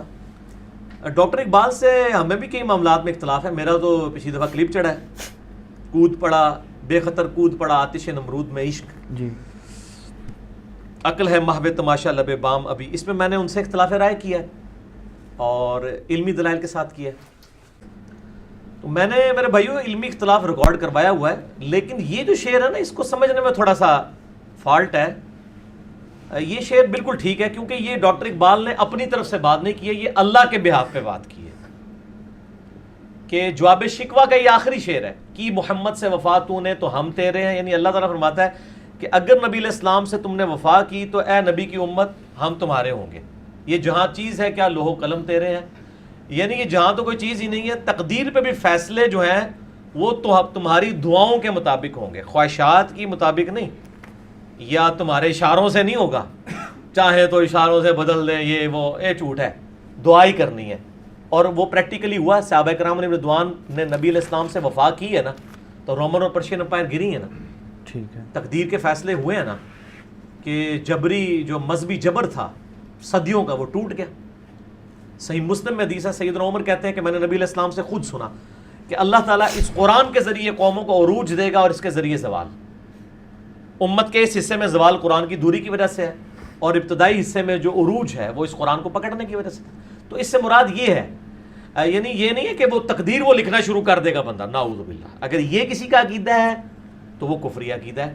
اگر یہ عقیدہ ہے کہ اللہ تعالیٰ اس کی دعاؤں کو قبول کرے گا پھر بالکل ٹھیک ہے, اور ہمارا حسن ظن ہے کہ یہی ان کی نیت تھی. ٹھیک ہوگا, لہٰذا شعر ٹھیک ہے. اچھا بھائی ایک اور کوشچن آیا ہوا ہے کہ ڈاکٹر اسرار احمد صاحب اور ڈاکٹر فرحت ہاشمی صاحبہ جو ہیں, یا ان کے علاوہ بھی جو دیگر حضرات ہیں جو بالخصوص قرآن پاک کی جو تفسیر وغیرہ اس دور میں کر رہے ہیں یا وفات بھی پائی ہے تو بھی ریسنٹلی جن کو لوگ سنتے ہیں, ان کے متعلق آپ کی کیا رائے ہے کہ یہ لوگ مطلب کس حد تک اوتھینٹک ہیں, ان کو سننا چاہیے؟ اوتھینٹک اس حوالے سے تو دیکھیں, میری تو دنیا میں ہر عالم دین کے بارے میں یہ رائے ہے کہ جس کی بات کتاب و سنت کے مطابق ہو لے لو, نہ ہو تو چھوڑ دو. کلین چٹ تو ہم کسی بھی شخص کو رویٹس پہ نہیں دیتے. وہ امام مالک کا قول ہے نا کہ نبی علیہ السلام کی قبر مبارک کی طرف اشارہ کر کے کہتے تھے اس صاحب قبر کے علاوہ کوئی دنیا میں ایسا شخص نہیں کہ جس سے اختلاف نہ ہو سکے, ٹھیک ہے, سوائے آپ صلی اللہ علیہ وآلہ وسلم کے. اور ان کی ہر بات مقبول ہے, کوئی بات مردود نہیں ہے. آپ کے علاوہ کوئی ایسا شخص نہیں جس کی کچھ نہ کچھ باتیں مردود نہ ہو.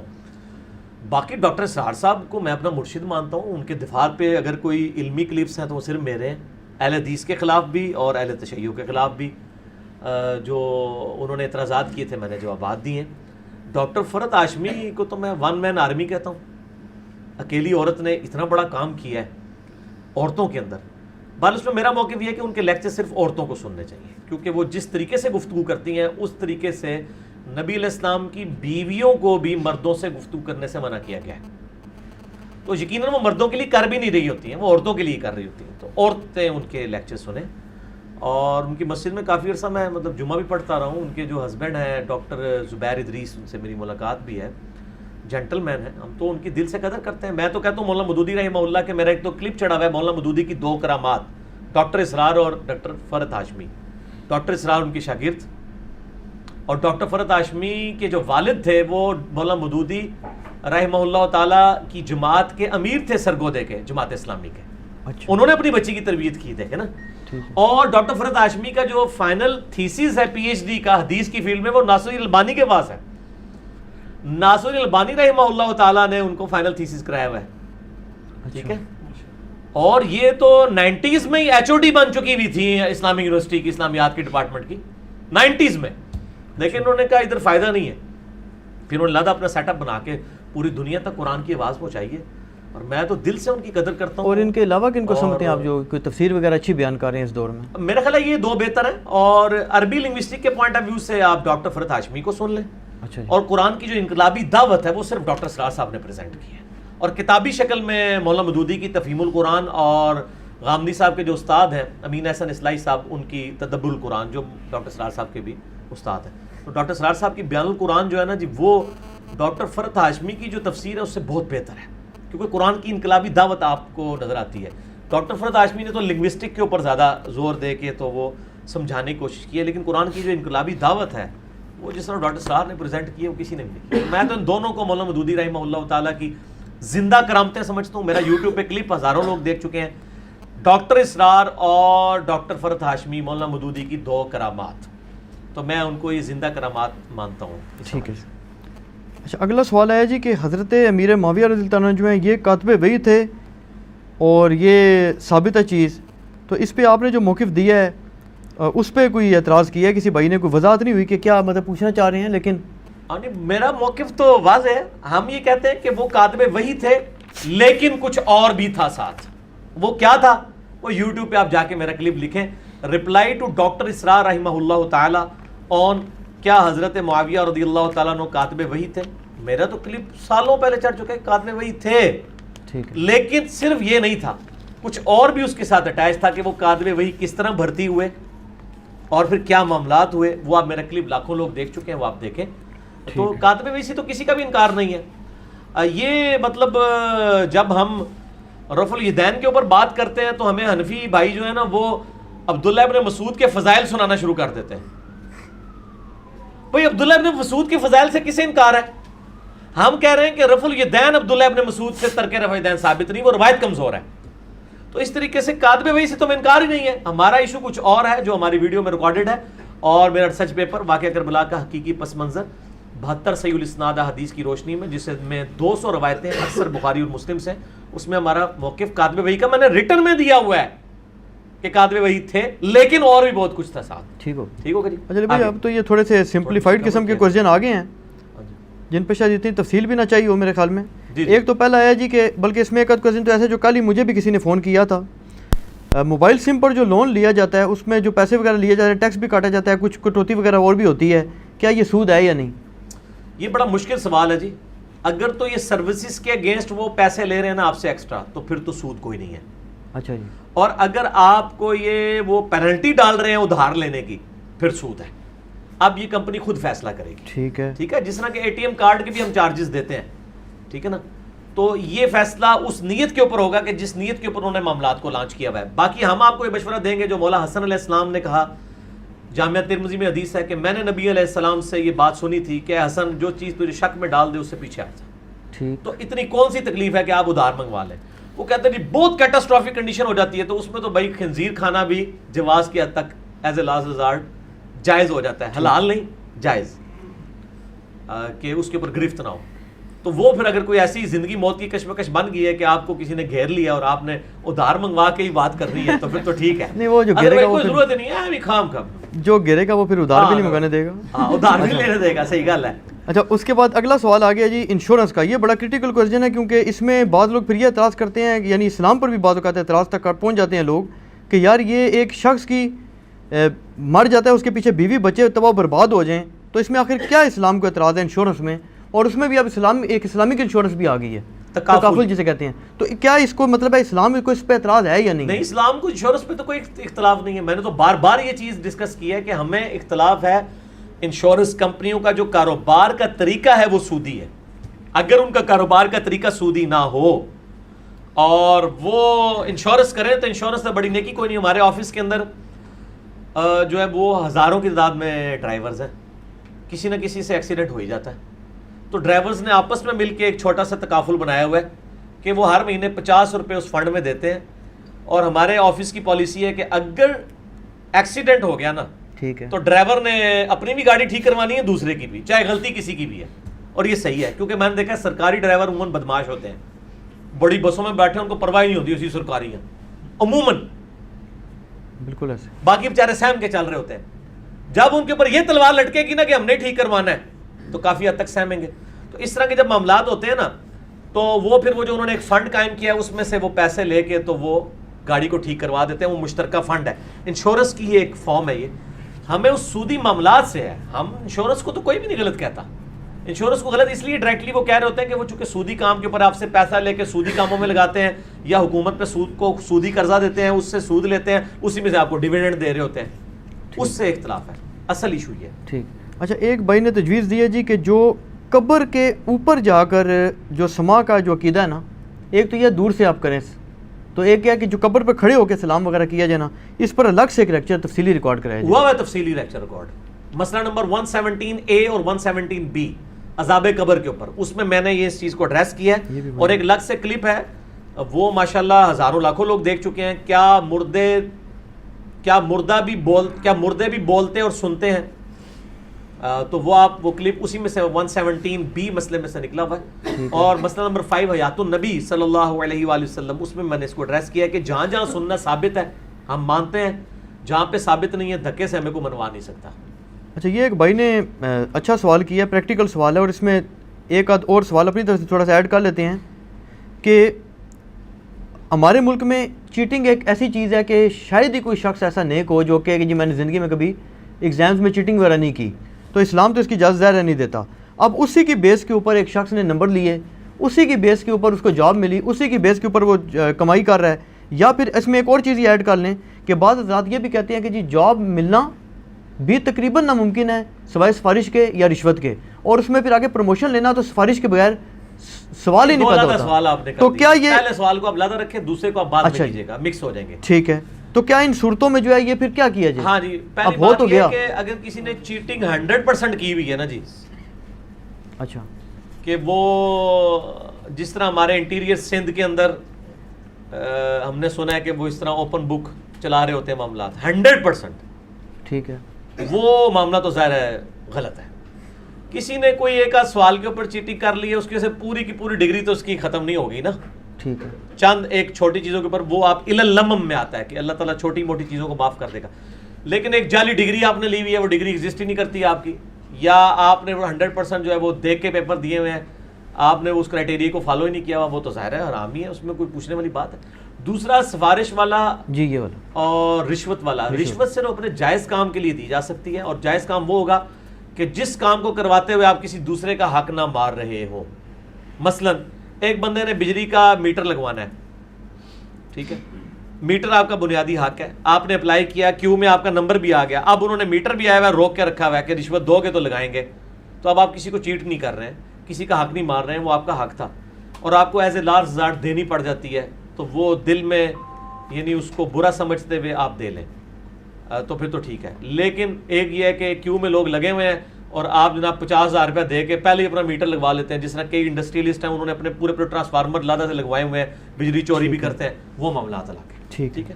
اچھا، ایک بھائی نے پوچھا جی کہ ان کے علاقے میں کچھ حضرات ہیں جو آج پہ جاتے وقت لسٹ بناتے ہیں، بلکہ یہ تو ہم نے بھی ویسے دیکھا ہے کہ لوگ پہلے وقتوں میں کہا کرتے تھے کہ روزہ رسول صلی اللہ علیہ وسلم پہ جانا، وہاں میرا نام کرنا، فلاں ابن فلاں نے آپ کو سلام کہا، یہ دعا کہی ہے، تو یہ اس کے بارے میں کیا ہے؟ کوئی فلاں ابن فلاں کو بتائیں کہ صحیح بخاری اور مسلم میں حدیث ہے، جب تم پڑھتے ہو السلام علیکہ ایھا النبی ورحمۃ اللہ وبرکاتہ، روزانہ پڑھتے ہو نماز میں، اور اکثر یہ وہ سلام بھجوا رہے ہوتے ہیں جو نماز بھی نہیں پڑھتے، تو ان کو سلام بھجوانا کس منہ سے سلام بھجواتے ہیں؟ تو السلام علینا وعلی عباد اللہ الصالحین بخاری مسلم میں الفاظ ہیں جہاں جہاں دنیا میں کوئی نیک بندہ موجود ہے اللہ تعالیٰ تمہارا سلام اس تک پہنچا دے گا. تو سلام بھجوانے کے لیے کسی بندے کی ضرورت نہیں ہے, اللہ تعالیٰ پہنچا رہا ہے. ٹھیک ہے. سنن نسائی میں صحیح سند کے ساتھ حدیث ہے کہ کچھ فرشتے ہیں جو زمین میں سیاحت کرتے ہیں اور میرے امتیوں کا سلام میرے تک پہنچاتے ہیں, وہ تو پہنچ رہے ہیں. قبر رسول صلی اللہ علیہ وآلہ وسلم پہ کسی کو کہہ کے سلام بھجوانا اس کی کوئی روایت نہیں ملتی ہے. اچھا ٹھیک ہے, ان کو کہ یہاں پہ پڑھے پہنچ رہا ہے اس طریقے سے. ہاں یہ ضرور کہنا چاہیے کہ قبر رسول صلی اللہ علیہ وآلہ وسلم کے پاس کھڑے ہو کر جب آپ اللہ کے حضور دعا کریں گے اس دعا میں مجھے یاد رکھیے, کیونکہ نبی علیہ السلام کی قبر مبارک شعر اللہ میں سے ایک جگہ ہے اور دعاؤں کی قبولیت کی جگہ ہے. ٹھیک ہے. ٹھیک ہے, تو میں تو لوگوں کو یہی کہتا ہوں کہ خانہ کعبہ شریف میں جاؤ تو میرے لیے دعا کرنا, روزہ شریف پہ حاضری ہو تو وہاں پہ کھڑے ہو کے جب دعا کرنے لگو اللہ سے, نبی علیہ السلام سے تو دعا نہیں کرنی ظاہر ہے, تو اس دعا میں مجھے بھی یاد رکھنا. ٹھیک. روزہ شریف پہ حاضری سے متعلق جتنی جعلی اور صحیح روایتیں ہیں دونوں میں نے مسئلہ نمبر 54C اور D کے اندر بیان کر دیے قبر رسول پہ حاضری کا طریقہ. چلیے بھائی ایک سوال آیا جی کہ صبح اور شام کے جو اذکار ہیں ان کی کوئی اسپیسیفک ٹائمنگ بتا دیں کہ بڑی کنفیوژن ہوتی ہے کہ شام سے کیا مراد ہے اور صبح سے کیا مراد ہے. یہ بڑا آسان ہے, صبح جو ہے وہ طلوع فجر کے بعد صبح ہو جاتی ہے جی. اچھا جی. ٹھیک ہے جی, طلوع فجر, طلوع آفتاب نہیں, فجر کا وقت داخل ہوتے وقت, ختم سحری اس وقت سب سے بہترین وقت ہے صبح کے اذکار کا. اور شام کے اذکار غروب آفتاب سے 15-20 منٹ پہلے, کیونکہ غروب آفتاب کے بعد تو رات شروع ہو جائے گی نا. اس میں تو الفاظ ہیں امسینا علی فطرت الاسلام وعلی کلمت الاخلاص وعلی دین نبینا محمد صلی اللہ علیہ وآلہ وسلم, ہم نے جو ہے وہ شام کی اسلام کی فطرت کے اوپر, رات نہیں, غروب آفتاب کے بعد تو رات آ جائے گی, تو سب سے بہتر وقت جو ہے وہ ہے, ورنہ مغرب کے بعد آپ کر سکتے ہیں. میرے اس کے اوپر ڈیٹیل لیکچر ہے, مسئلہ نمبر 111 بھی جو ہے وہ فرض نماز کے بعد اذکار والا ہے اور 111C صبح شام کے اذکار والا ہے, وہ آپ دیکھ لیں. ٹھیک. ایک سوال ہے جی کہ اس میں بلکہ یہ تو چاولوں کا سوال ہے لیکن اس میں آپ دیگر چیزیں بھی ایڈ کر لیں, جیسے آج کل اور چیزیں بھی آ گئی ہیں. کیا چاول ہاتھوں سے کھانا سنت ہے اور لوگ سمجھتے ہیں جی چمچ سے کھانا جو ہے یہ گناہ یا بری بات ہے؟ اور نہیں, اس طرح کی کوئی تفصیلات, یہ ساری چیزیں کلچرل ہیں. اچھا ٹھیک ہے نا جی, ان کو ان چیزوں کے اوپر نہیں لے کے جانا چاہیے. جو بندہ چمچ کے ساتھ کھا رہا ہوتا ہے وہ بھی ہاتھ سے ہی کھا رہا ہوتا ہے. ٹھیک ہے. کیونکہ ہاتھ سے ہی چمچ پکڑی ہوئی ہوتی ہے نا, تو اس میں کوئی ٹول استعمال کر لیا جائے, اس میں کوئی حرج نہیں ہے. ان کو چمچوں کے اندر تو اسلام ان کا گھسا ہوا ہے. ان سے یہ پوچھیں, یہ جو آپ نے 20-30 لاکھ روپے کی گاڑیاں چندوں کی خرید کے اپنے نیچے لگائی ہوئی ہیں, اس میں تو کسی نے پوچھا کہ گدھے پہ بیٹھنا سنت ہے یا 20 لاکھ کی گاڑی میں بیٹھنا سنت ہے. ساڈے کول تے پھر علم الکلام والی جواب جے یہ سنیا جائے تک انہاں چمچ سے سارا اسلام وڑدا جے تے کانٹیاں وچ. حالانکہ پہلا سوال یہ ہونا چاہیے کہ گدھے پہ سواری کرنا سنت ہے یا جو ہے وہ 10 لاکھ روپے کی کار میں, وہاں کبھی سوال نہیں کریں گے, اس میں خود بیٹھے ہوئے ہوتے ہیں. ٹھیک ہے نا جی. جی بالکل. تو ان چیزوں کا اس سے کوئی تعلق نہیں. ان معاملات میں صرف یہ دیکھا جائے گا کہ ان چیزوں سے منع کیا گیا, ٹھیک, وہ آپ کام نہیں کریں گے. ایسے مسلم شریف میں حدیث ہے کہ الٹے ہاتھ سے کھانے سے نبی علیہ السلام نے منع فرمایا. بس آپ الٹے ہاتھ سے نہیں کھائیں گے, دائیں ہاتھ سے کھائیں گے, چمچ سے کھائیں, چاہے کانٹے سے کھائیں, چاہے آپ ہاتھ سے توڑ کے کھائیں, چاہے منہ سے توڑ کے کھائیں, جس طریقے سے. اور کھانے کی چیزیں بھی سب اس میں پھر آ گئی نا, پیزا ہو گیا, برگر ہو گیا. کئی لوگ کہتے ہیں جی یہود و نصارہ کی ڈش ہے, آپ کیوں کھا رہے ہیں؟ میں پھر وہی بات کروں گا کہ جو لوگ کہہ رہے ہوتے ہیں یہود و نصارہ کی ڈش, ان کے ہاتھ میں وہ جو مہنگے مہنگے موبائل ہیں سامسنگ کے اور آئی فون, ٹھیک ہے, وہ امام کعبہ نے بنایا ہوا ہے. ہاں جی, یا وہ رائیونڈ میں تیار ہوا ہے, یا ملتان شریف میں تیار ہوا ہے, یا بغداد شریف سے آیا ہے, یا اجمیر شریف سے آیا ہے, وہ بھی تو انہوں نے ہی بنا کے دیا نا. بالکل. تو اس پہ تو کبھی انہوں نے سوال نہیں کیا. تو برگر کے اوپر ان کا اشارہ آ جاتا ہے. ان کو کہ یہ جو آپ باقی چیزیں کھا رہے ہیں, بریانی ہو گئی ہے, باقی چیزیں ہو گئی ہیں, یہ کوئی نبی علیہ السلام نے تو نہیں آپ کو طریقہ اس کا سکھایا ہوا. ٹھیک ہے نا. تو یہ ساری نہیں غیر علمی باتیں. اچھا, ایک آیا جی کہ بس حلال چیز ہونی چاہیے. ٹھیک ہے جی. قرآن کسی غیر مسلم کو پڑھنے کے لیے دیا جا سکتا ہے کیونکہ وہ تو ظاہر نجس ہے, غیر مسلم تو ناپاک ہے. اچھا, اور مسلمان تو پاک ہو تو سکتا ہے, کس فرقے کا ہو تو پاک ہے؟ میرا تو سوال پھر یہی ہوگا نا. کیا بریلوی کہتے ہیں کہ اہل حدیث پاک مسلمان ہے؟ شاہ جی بولو نا. یہ تو نہیں کہتے نہیں. ہاں, کیا اہل حدیث کہتے ہیں کہ بریلوی پاک مسلمان ہے؟ کیا کہتے ہیں سنی کہتے ہیں کہ شیعہ پاک مسلمان ہے؟ شیعہ. تو یہ تو سوال ہی پرانے ہو گئے. یہ انجینئر صاحب کے میدان عمل میں اترنے سے پرانے سوال تھے. ہن مسئلہ ہی خراب ہو گیا ہوا ہے, ہن سوالوں نوں بدلنا پینا ہے, ٹھیک ہے. نیٹ سی والا کوئی چکر نہیں ہے. یہ غیر مسلم کو آپ, میرا اس پہ یوٹیوب پہ کلپ ہے, غیر مسلم کو قرآن پڑھنے کے لیے دے سکتے ہیں, اور اس میں بعض علماء نے کا ترجمہ دیں, عربی نہ دیں, بالکل غلط ہے. غیر مسلم کو آپ قرآن پاک نہ دیں, بے شک کوئی مسئلہ نہیں, وہ نیٹ سے ڈاؤن لوڈ کر کے پڑھ لے گا. مصیبت کیڑی ہے, انہوں نے کہا سی بے رحمتی ہو جائے گی. بے رحمتی کرنے واسطے انہوں تہاڈے کول لینا ضروری ہے, مارکیٹ میں جا کے لے نہیں سکتا. سوال ہی سارے جعلی تھے. کیا تو میرا آپ یوٹیوب پہ لکھیں, کیا نان مسلم کو سلام کر سکتے ہیں, کیا نان مسلم کو قرآن دے سکتے ہیں, میرا کلپ کھل جائے گا. میں نے علمی دلائل دی. علی بھائی وہ جو بات پھر ہے کہ اس کو اپنا وضو کے بغیر ہاتھ نہ لگاؤ, قرآن پاک میں کہیں نہیں لکھا وضو کے بغیر ہاتھ نہ لگاؤ, یہ تو علماء نے ترجمہ کیا ہے. قرآن میں لکھا ہے لا یمسہ الا, میں نے اسی لکھا, میرا کلپ دیکھیں, اس میں نے یہ باتیں کی ہیں. لا یمسہ الا المطہرون. اللہ تعالیٰ نے کہا ہے, یہ کافر کہتے تھے کہ یہ جنات نے قرآن نازل کیا. اللہ تعالیٰ فرماتا ہے یہ فرشتوں نے نازل کیا ہے. اچھا, قرآن اس جگہ پہ ہے فی کتاب مکنون, فی کتاب مکنون لا یمسہ الا المطہرون تنزیل من رب العالمین. ٹھیک ہے, یہ لوح محفوظ سے اللہ نے اتارا ہے, وہاں پہ کوئی ناپاک روح نہیں جا سکتی ہے, وہاں پہ فرشتے پاکیزہ جاتے ہیں. اچھا باقی جو اس کے اچھا یہ جو حافظ قرآن ہے جی, اس کے تو سینے میں قرآن ہوتا ہے, سینے تو آپ اس کو ٹائلٹ میں کیوں جانے دیتے ہیں؟ آپ کے موبائل کے اندر قرآن ہوتا ہے, تو آپ باہر رکھ کے جایا کریں تاکہ ہر دفعہ ہر نواں موبائل خریدو. یہ بات تویز کے بارے میں بھی لوگ پوچھتے ہیں کہ جی اتار کے جانا چاہیے. ہاں بس چھوڑ دو. ٹھیک ہے. اچھا یہ جو دیگر جو متبرک قسم کی مسلمانوں کی اسپیسیفک چیزیں ہیں, جیسے یہ اب زمزم ہو گیا, کھجوریں وغیرہ لاتے ہیں, یہ بھی ان کو دی جا سکتی ہیں؟ کن کو کیوں نہیں دے, دو. وہ اللہ نے رزق پیدا کیا میرے بھائی. ٹھیک ہے. اور میں آپ کو بتاؤں, یہ تو ان کی مہربانی, یہ آپ کو وہ کھلا رہے ہیں. اس وقت تسبیحیں ایڈی تسی ٹوپیاں پائی ہیں, چائنا سے آ رہی سر, چائنا دی, اور چائنا نے اللہ نو نیچے بندے ایتھیس جے جی. چلو امریکہ تو یا انگلینڈ تو آ جاتا کچھ بہتر ہوئے گا, اہلے کتاب تے ہیں نا ٹوٹی پوٹی فارم میں. چائنا والے تو خدا کو نہیں مانتے. 3 سے 4 ارب ڈالر کا بزنس ٹوپیوں اور تسبیحوں کا ہے چائنا کا. یار ویسے شرم کا مقام ہے کہ ہم ایک تسبیح نہیں بنا کے سعودیہ کو دے سکے کہ یار میڈ ان پاکستان ہے, وکے ہوتے. انہوں نے اتنی سستی, آج سے 50 سال پہلے جو آپ کی تسبیح بکتی تھی نا, آج وہ اس ریٹ کے اوپر آپ کو تسبیح اسی سے بھی سستی, اور مچھی ٹوری پا کے دے رہے ہیں جناب, یہ ٹوٹتی بھی نہیں. تو اسی تندیاں مار دے تو 2 تروا لگی اور ٹوٹ گئی تسبیح, وہ ٹوٹتی بھی نہیں ہے. اتنی سستی ان کی ٹوپیاں ہیں, اتنی سستی. تو یہ سارے غیر مسلم دے رہے ہیں. ایون یہ شاہ جی, یہ جو قرآن و حدیث جن پرنٹنگ پریسز پہ چھپ رہا ہے, وہ امام کعبہ نے بنایا ہوا ہے, یا بادشاہی مسجد کے امام نے, یا شاہ فیصل مسجد کے امام نے یہ پرنٹنگ کی مشینیں بنائی ہیں جس پہ یہ قرآن پاک چھپ رہے ہیں, یہ گوروں نے بنائی ہے. اچھا اس سے ایک ضمن سوال ہے شاہ جی, پہلے میرا مسئلہ حل کرو. نہیں یہ تو گوروں نے بنائی سر. ہاں تو سر پھر تو بہت گل آگے نکل گئی ہے. اور تھنک آؤٹ آف باکس. ہاں پیپر. اچھا علی بھائی, ایک اعتراض اکثر و بیشتر نا لبرل ٹائپ طبقے کے لوگ بھی کرتے ہیں کہ یار یہ جب پرنٹنگ پریس آیا تھا تو اس کو علماء نے حرام کہا تھا, یہ بات درست ہے کہ جھوٹ ہے؟ تو علماء نے کہا تھا, تو علماء جواب دیں, انجینئر صاحب نے اس ٹائم بھی جائز کہا تھا, اس ٹائم کے جو انجینئر تھے جی, علماء نے حرام کہا تھا اس کو. ظاہر ہے بڑی مخالفت کی تھی ان لوگوں نے, تو توپ کی مخالفت کی, گنوں کی مخالفت کی. یہ جو ہماری سلطنت عثمانیہ کا جو زوال ہوا ہے علماء کی وجہ سے ہوا تھا. شروع میں انہوں نے فتوے دیے تھے کہ یہ پرنٹنگ پریس حرام. جی جی جی, یہ تو بالکل ڈیفینیٹ ہے, ایسا ہی ہوا تھا. اچھا غسل کے لیے, اچھا میں آپ کو چھوڑ دیں, پرانی بات تو چھوڑ, نئی بات. کیا یہ علماء نے فتویٰ دیا تھا کہ ویڈیو کیمرے میں تصویر بنانا حرام ہے؟ ہم نے سنا ہے بزرگوں سے.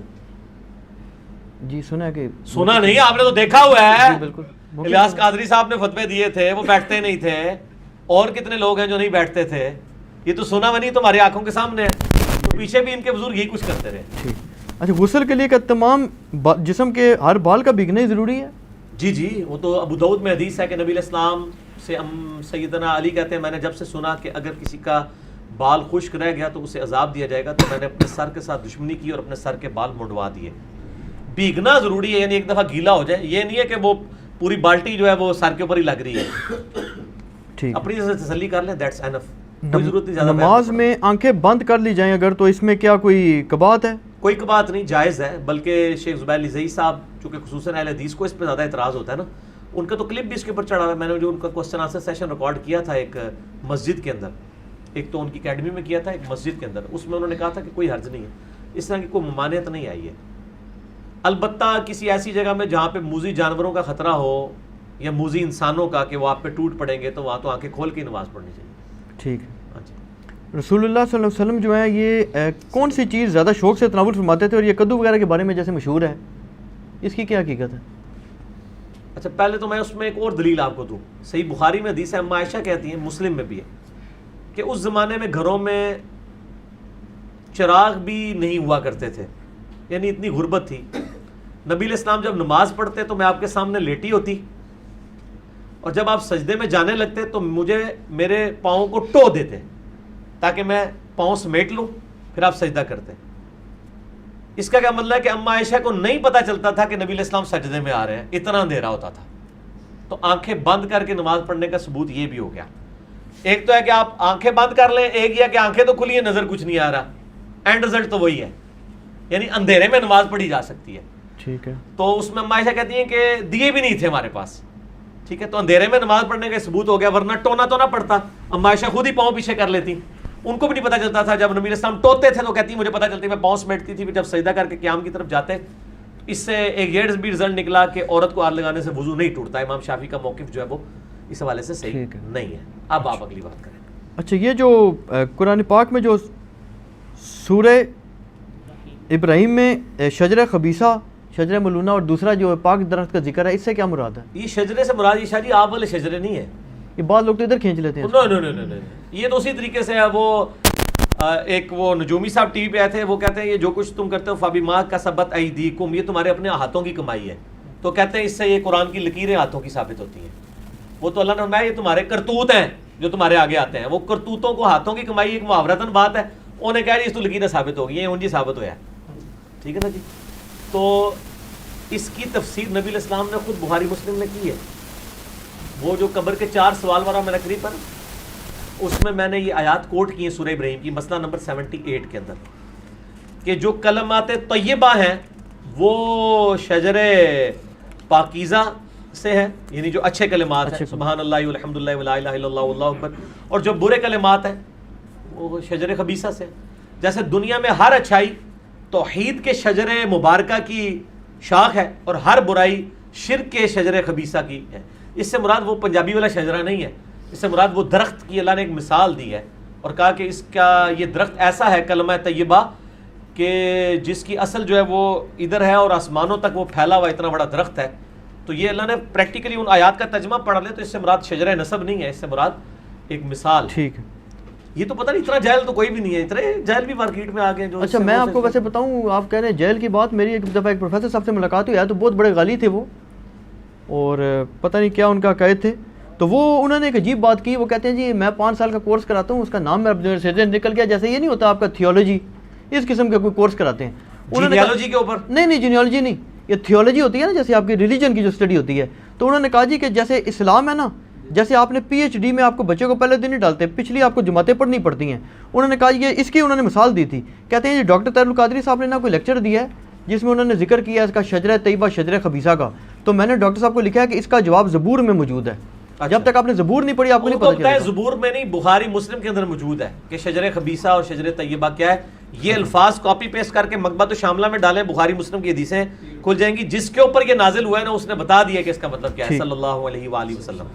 اچھا، اس میں آگے سوال ہے جی کہ یہ سورہ بقرہ میں گندم، ساگ، کھیرا، پیاز، لہسن وغیرہ کو ادنا کہا گیا، کھانے کو محتاجی ذلت مسلط ہونے کا کیوں کہا گیا؟ پہلی بات کھیرے کا تو ذکر ہی کوئی نہیں ہے اس میں. کھیرے کا ہے؟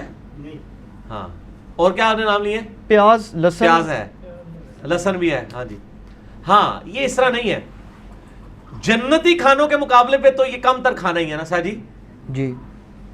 تو ان کو تو من و سلوا مل رہا تھا، ٹھیک ہے نا جی. سلوا ایک پرندہ تھا، پروٹینز وہاں سے ان کو ملتی تھی، وہ جھنڈوں کے جھنڈ آ کے بیٹھ جاتے تھے، وہ شکار کر لیتے تھے. اور من شام کے وقت، رات کے وقت شبنم پڑتی تھی جو میٹھی ہو، مطلب اس کو وہ سمجھ لیں بندیاں جس طرح ہماری میٹھی ہوتی ہیں، وہاں سے کاربوہائیڈریٹس ملتے تھے. جنتی خوراکاں کھا رہے سن، کوئی محنت نہیں کرنی پی رہی سی. تے کہندے نے اسی تے پیاز کھانا ہے فلاں. اللہ نے فرمایا ہے کہ یار جنتی خوراکاں نو چھڈ کے تسی اے اونٹ کرنا ہے. تے اللہ نے فرمایا کہ ہن پھر تسی جاؤ زمین وچ ہل چلاؤ. اگر آپ نے میری غذا نہیں جنتی قبول کرنی تو اب محنت کرنی پڑے گی. تو من و سلوا کو انہوں نے چھوڑا. اللہ نے جنت کے مقابلے میں اسے کہا ہے حقیر تر. ٹھیک ہے، یہ یعنی وہ کھانا حقیر نہیں ہے، کمپیریٹیولی ود رسپیکٹ ٹو جنت. من و سلوا کے مقابلے پہ تو حقیر تر ہے. ہم بھی کہتے ہیں کہ جنت کے مقابلے پہ دنیا کی ہر نعمت حقیر ہے. ٹھیک ہے نا. اور یہاں پہ میں ایک اور بات کر دوں وہ شعر لکھا ہے الیاس قادری صاحب نے, خدا گر قیامت میں فرمائے مانگو, لگائیں گے دیوانے نعرہ مدینہ.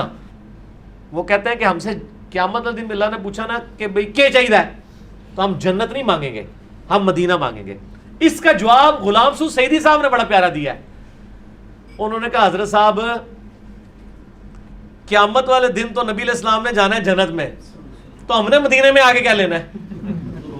ہائے ہائے ہائے ہائے, او یار مدینہ مدینہ اس لیے تھا کہ نبی علیہ السلام ہے, جو تو دولہا ہی اسے ٹر گیا ہے تو مدینہ دا سٹیٹس وہی ہو گیا جو باقی شہراں دا ہے. تو خدا گر قیامت میں فرمائے مانگو تو ہم تو نعرہ لگائیں گے ہمیں جنت الفردوس میں نبی علیہ السلام کا پڑوس چاہیے, مدینہ شریف نہیں چاہیے. ٹھیک ہے, مدینہ شریف دنیا میں آپ مانگے کہ مدینے میں موت ملے, جو مسلم میں حدیث ہے جو مدینے میں مرے گا اس کی شفاعت میں کروں گا. تو ترمذی میں حدیث ہے مدینے میں موت مانگو. صحیح بخاری میں حضرت عمر کی دعا ہے, اے اللہ مجھے مدینے میں موت دینا اور شہادت کی موت, اور دونوں دعائیں حضرت عمر کی قبول ہوئی ہیں. ٹھیک ہے نا, دنیا میں تو ہم مدینہ مانگیں گے لیکن مرنے کے بعد تو جنت الفردوس مانگنی ہے. ٹھیک ہو, اور دنیا میں بھی آخرت کے لیے جنت ہی مانگنی ہے. ٹھیک ہو گیا. اچھا ایک سوال ہے جس کی کچھ سمجھ نہیں آئی کہ قوم سبا کو اللہ تعالیٰ نے کیوں تباہ کیا تھا حالانکہ شیطان کو ان پر کوئی اقتدار نہ تھا؟ قوم سبا کو, یہ ملکہ سبا والی قوم جو ہے, یہ ایک ہسٹوریکل کوسچن ہے. وہ شرک تو کرتے تھے نا, وہ سورج کی پوجا نہیں کرتے تھے. قرآن پاک میں یہ ہے, وہ حدود کہتا ہے کہ میں نے دیکھا ہے کہ وہ سورج کو پوجتے ہیں, اللہ کی پوجا کرتے ہیں. مشرک تو تھے نا. کن بندوں کی دعا قبول نہیں ہوتی؟ یہ سوال ہے. جی سوال ہے. ہر مسلمان کی دعا قبول ہوتی ہے کسی نہ کسی فارم میں. جامع ترمذی اور مسند احمد میں حدیث ہے کہ یا تو جو مانگا جاتا ہے وہی دے دیا جاتا ہے, یا اس کے بدلے کوئی تکلیف دور کر دی جاتی ہے, قیامت کے دن تک کے لیے اس کو سٹور کر دیا جاتا ہے. ٹھیک ہے. تو میرا دعا کے اوپر بھی یعنی ایک مسئلہ 82 ریکارڈڈ ہے, اس میں نے یہ ساری حدیثیں بتائی ہیں. بہرحال صحیح مسلم میں حدیث ہے کہ ایک شخص دور دراز کا سفر کر کے آتا ہے, ہاتھ لمبے کر کے کہتا ہے یا رب یا رب یا رب, اور دعا کرتا ہے. حالانکہ وہ حرام کی غذا سے پروان چڑھا ہوتا ہے, اس کے کپڑے حرام کے ہوتے ہیں, اس کا کھانا پینا حرام کا ہوتا ہے. اللہ تعالیٰ ایسے شخص کی دعا کیوں کر قبول کرے گا؟ تو رزق حرام والا معاملہ ہے. اسی طریقے سے جامع صحیح مسلم میں حدیث ہے کہ جو کسی نجومی کے پاس فال نکلوانے کے لیے گیا 40 دن تک اللہ تعالیٰ اس کی کوئی نماز قبول نہیں کرے گا. جب نماز ہی قبول نہیں کرے گا تو دعا بھی قبول نہیں کرے گا. ٹھیک. اچھا ایک سوال ہے جی کہ دھوکے باز بندہ ہو, کوئی بھی کسی قسم کا فراڈ وغیرہ کرتا ہو تو اس کے پیچھے نماز ہو جاتی ہے؟ پھانسی کی ہے نا. یہ جو سوال خود کر رہا ہے نا, اس کو کہیں کہ تو قرآن کے اوپر حلف دے کہ تو نے کبھی کسی کے ساتھ فراڈ نہیں کیا, تو پھر تجھے کہیں گے تو گھر پڑھ لے. یعنی ہم لوگ آئیڈیل کی تلاش, ہمارے یہاں پہ بھی وہ سیاستدانوں کے خلاف اتنی بڑی باتیں لوگ کر رہے ہوتے ہیں, جی فلانا چور فلانا ہے فلانا ہے. میں یہ کہتا ہوں یار آپ کیا ہو؟ تو آپ میں سے ہی وہ ہے نا, جس طرح وہ ایک لڑکے کا فیل ہو جاتا ہے نا, تو اس کا باپ کہتا ہے کہ بیٹا تو کیوں فیل ہوا؟ وہ کہتا ہے جی ابا جی وہ جو آپ کا فلاں دوست ہے اس کا بیٹا بھی فیل ہو گیا. وہ کہتا ہے پتر تو کیوں فیل ہویا؟ وہ کہتا ہے ابا جی جو فلانا تھوڑا دوست ہے وہ بیٹا بھی فیل ہو گیا. کہنا میں تمہیں پوچھ رہا ہوں, انہوں نے کہا ابا جی میں بھی تھوڑے دوستوں کے نال ہی سا نا, میں بھی فیل ہی ہونا سی نا. ٹھیک ہے نا جی. تو جب ہم خود ہی یہی کچھ ہیں تو ہمارے اوپر بھی وہی لوگ ہی آئیں گے نا. یہ تو نہیں ہو سکتا کہ اس سسٹم میں سے کوئی پارسا بندہ اوپر آ جائے جب سب نیچے. جو جدھر ہے جس کا جتنا داؤ لگا ہوا ہے لگا رہا ہے. کیا آپ ایک ریڑھی بان کو سمجھتے ہیں؟ صبح کے وقت وہ اللہ کا نام لے کے بیٹھتا ہے, لیکن وہ سامنے داغی پھل اس طرح سجانا شروع کرتا ہے تو وہ آگا, اور لیکن اس سے کیا کہتا ہے ساڈے قرآن بڑے پیڑے نے, سب تو بڑا پیڑا تو ہے, تو ہوتا تو اس تو بڑا پیڑا ہوتا. ٹھیک ہے. اب تو نہیں, ایک میں جس چیز سے گزرا ہوں کہ ایک بندے کو اس نے مجھے لفافہ دیا, مجھے کہا نہیں پاؤ نہیں چون کے. میں نے کہا یار یہ کون سا نیک آدمی ہے. میں نے چون کے امرود ڈالے. اچھا اس نے پیچھے ایک لفافہ لٹکایا ہوا تھا گندے امرودوں کا نا, تو اس کو میں نے تولنے کے لیے دی نا, اس نے یوں نیچے رکھی ہوئی تھی وہ تولنے والی ترکڑی, وہاں پہ لے کے گیا, اسی دوران اس نے چینج کر دیا. لیکن اسی انجینئر صاحب ہے نا, میں تسلی کرتا ہوں جب انہیں گنڈا ماریاں سب کچھ کر لیا, میں کہ جناب منو دیو, میں نے اس کی گریں کھولا, میں نے کہا یہ یار یہ تو بھائی تبدیل ہو گیا مجھے لگتا ہے. وہ میرے والے کدھر گئے ہیں؟ وہ کہتا ہے دے دو, میں ہوتا ہوں دینا. اس کی بجائے اگر میں انہوں کہتا یار یہ تو کیا کی دائی, میں نے یہ نہیں کہا, میں نے اس کو بینیفٹ آف ڈاؤٹ دیا. اس نے پھر مجھے خود چن کے صاف صاف ڈال دیے. اچھا یہ اکثر لوگ جو ہے نا وہ کہتے ہیں ہم نے چننا نہیں ہے بغیر چنے ہوئے, تو میں ان کو کہتا ہوں ٹھیک ہے آپ ڈالیں. یہ میں آپ کو فروٹ خریدنے کا طریقہ بتا رہا ہوں, آپ ڈالنے دیں ان کو, جب وہ ڈال لیں نا, ورنہ اگر آپ کہیں گے نا میں چننا ہوگا نا کرنا لفافہ چلنا سی تو, وہ ڈال لیں نا تو ظاہر ہے کہ اس نے 10 دانے ڈالے ہیں, 3 ہی اس نے داغی ڈالے ہوں گے یا 4, اس سے زیادہ نہیں ہوتے ہیں, اسی میں انہوں نے آرام کمانا ہوتا ہے. تو آپ وہ 3-4 ایک کر کے ان کو کہ یار وہ ہوئے تو غلطی نہ لگتا ہے خراب آ گیا اے کوئی اور کر دیو کر کے میں نے اس طرح کیا, وہ سارے تبدیل ہو جاتے ہیں. یہ طریقہ ہے. اگر آپ پہلے پینا پا کے بہ جاؤ گے اوور کے کا ادھر کرنا لفافا ہو جا کسی کو, پھر تانوں کسی نے نہیں سودا دینا, انہوں پان دیو پا لوے گنڈ کھولو, جو خراب ہے وہ پیس پکڑائیں, جو 1-2 اچھے ہیں اس کی تعریف بھی کریں کہ یار بڑے اچھے پائے نے, اے وچ کوئی غلطی نہ لا کے ذرا دیکھنا ہے انہوں کر دو, اور پھر شرم و شرمی کاری دے گا. عشر کا بتا دیں جی, عشر نکالنے کا کیا طریقہ ہے؟ عشر کا مطلب ہی 10واں حصہ ہے. مسئلہ 95B میرا دیکھ لیں, زکوٰۃ کے قدیم اور جدید 70 احکام و مسائل, اس میں نے بتایا اگر تو یعنی وہ 10واں حصہ آپ نے دینا ہوگا اگر آپ کی زمین جو ہے وہ ہے بارانی یعنی وہ قدرتی چیزوں سے سیراب ہوتی ہے, اور اگر آپ اس کے اوپر ٹیوب ویل لگائے ہوئے ہیں اپنی بھی ویلیو ایڈیشن کرتے ہیں تو پھر 20واں حصہ یعنی اس سے آدھا دینا ہوگا. ٹھیک ہو گیا جی؟ اچھا جی. اچھا یہ کسی خاتون کے اگر یہ چل رہے ہوں ڈیز چل رہے ہوں تو اس میں وہ جو ہے قرآن پاک وغیرہ پڑھ سکتی ہے؟ قرآن نہیں پڑھ سکتی جی, اس کے اوپر تو اتفاق ہے. پڑھ بھی نہیں سکتی؟ نہیں زبانی نہیں پڑھ سکتی. اچھا, قرآن نہیں پڑھ سکتی, قرآنی دعائیں پڑھ سکتی ہے, قرآنی اذکار پڑھ سکتی ہے, قرآن کی تلاوت نہیں کر سکتی. اس کے اوپر بھی میرا کلپ چڑھا ہے, مسئلہ 42 میں میں نے ڈیٹیل سے یہ احکام مسائل. اور کوئی شخص وضو کے بغیر پڑھ سکتا ہے قرآن؟ وضو کے بغیر تو پڑھ سکتا ہے. جامعہ ترمذی میں ابو داؤد میں حدیث ہے, مولا علی رضی اللہ تعالیٰ عنہ علیہ السلام کہتے ہیں کہ نبی صلی اللہ علیہ وآلہ وسلم کو حالت جنابت کے علاوہ کوئی حالت قرآن پڑھنے سے مانے نہیں ہوتی تھی. آپ ہر حال میں قرآن پڑھتے تھے, صرف جب جنبی ہوتے تھے نہیں پڑھتے تھے, یعنی بغیر وضو کے بھی پڑھتے تھے. اور یہ بھی قرآن کے لیے ہے. صحیح مسلم میں ہے کہ نبی علیہ السلام جنابت والے یعنی ان حالات کے اندر بھی اللہ کا ذکر کر لیا کرتے تھے. ٹھیک ہے, ذکر کے لیے کوئی پروٹوکول نہیں. اچھا, یہ ایک بھائی نے سوال کیا تو اس سے ایک اور سوال بھی ذہن میں آ گیا کہ قبروں سے مردے نکال کر مسجد بنانا جائز ہے, لیکن اس میں ایک اور سوال ایڈ کر لیں. نہیں پہلے سوال تو کریں نا, مجھے کون سا پتا ہے, میں نے کوئی رٹے ہوئے سوال. یہی سوال ہے نا جی کہ قبر سے سوال یہ میں نے کیا نا کہ قبر سے مردے نکال کر مسجد بنانا جائز ہے. ایک منٹ ادھر رک جائیں, یعنی قبرستان کو ختم کر رہے ہیں آپ جی, اس کی جگہ مسجد بنا رہے ہیں.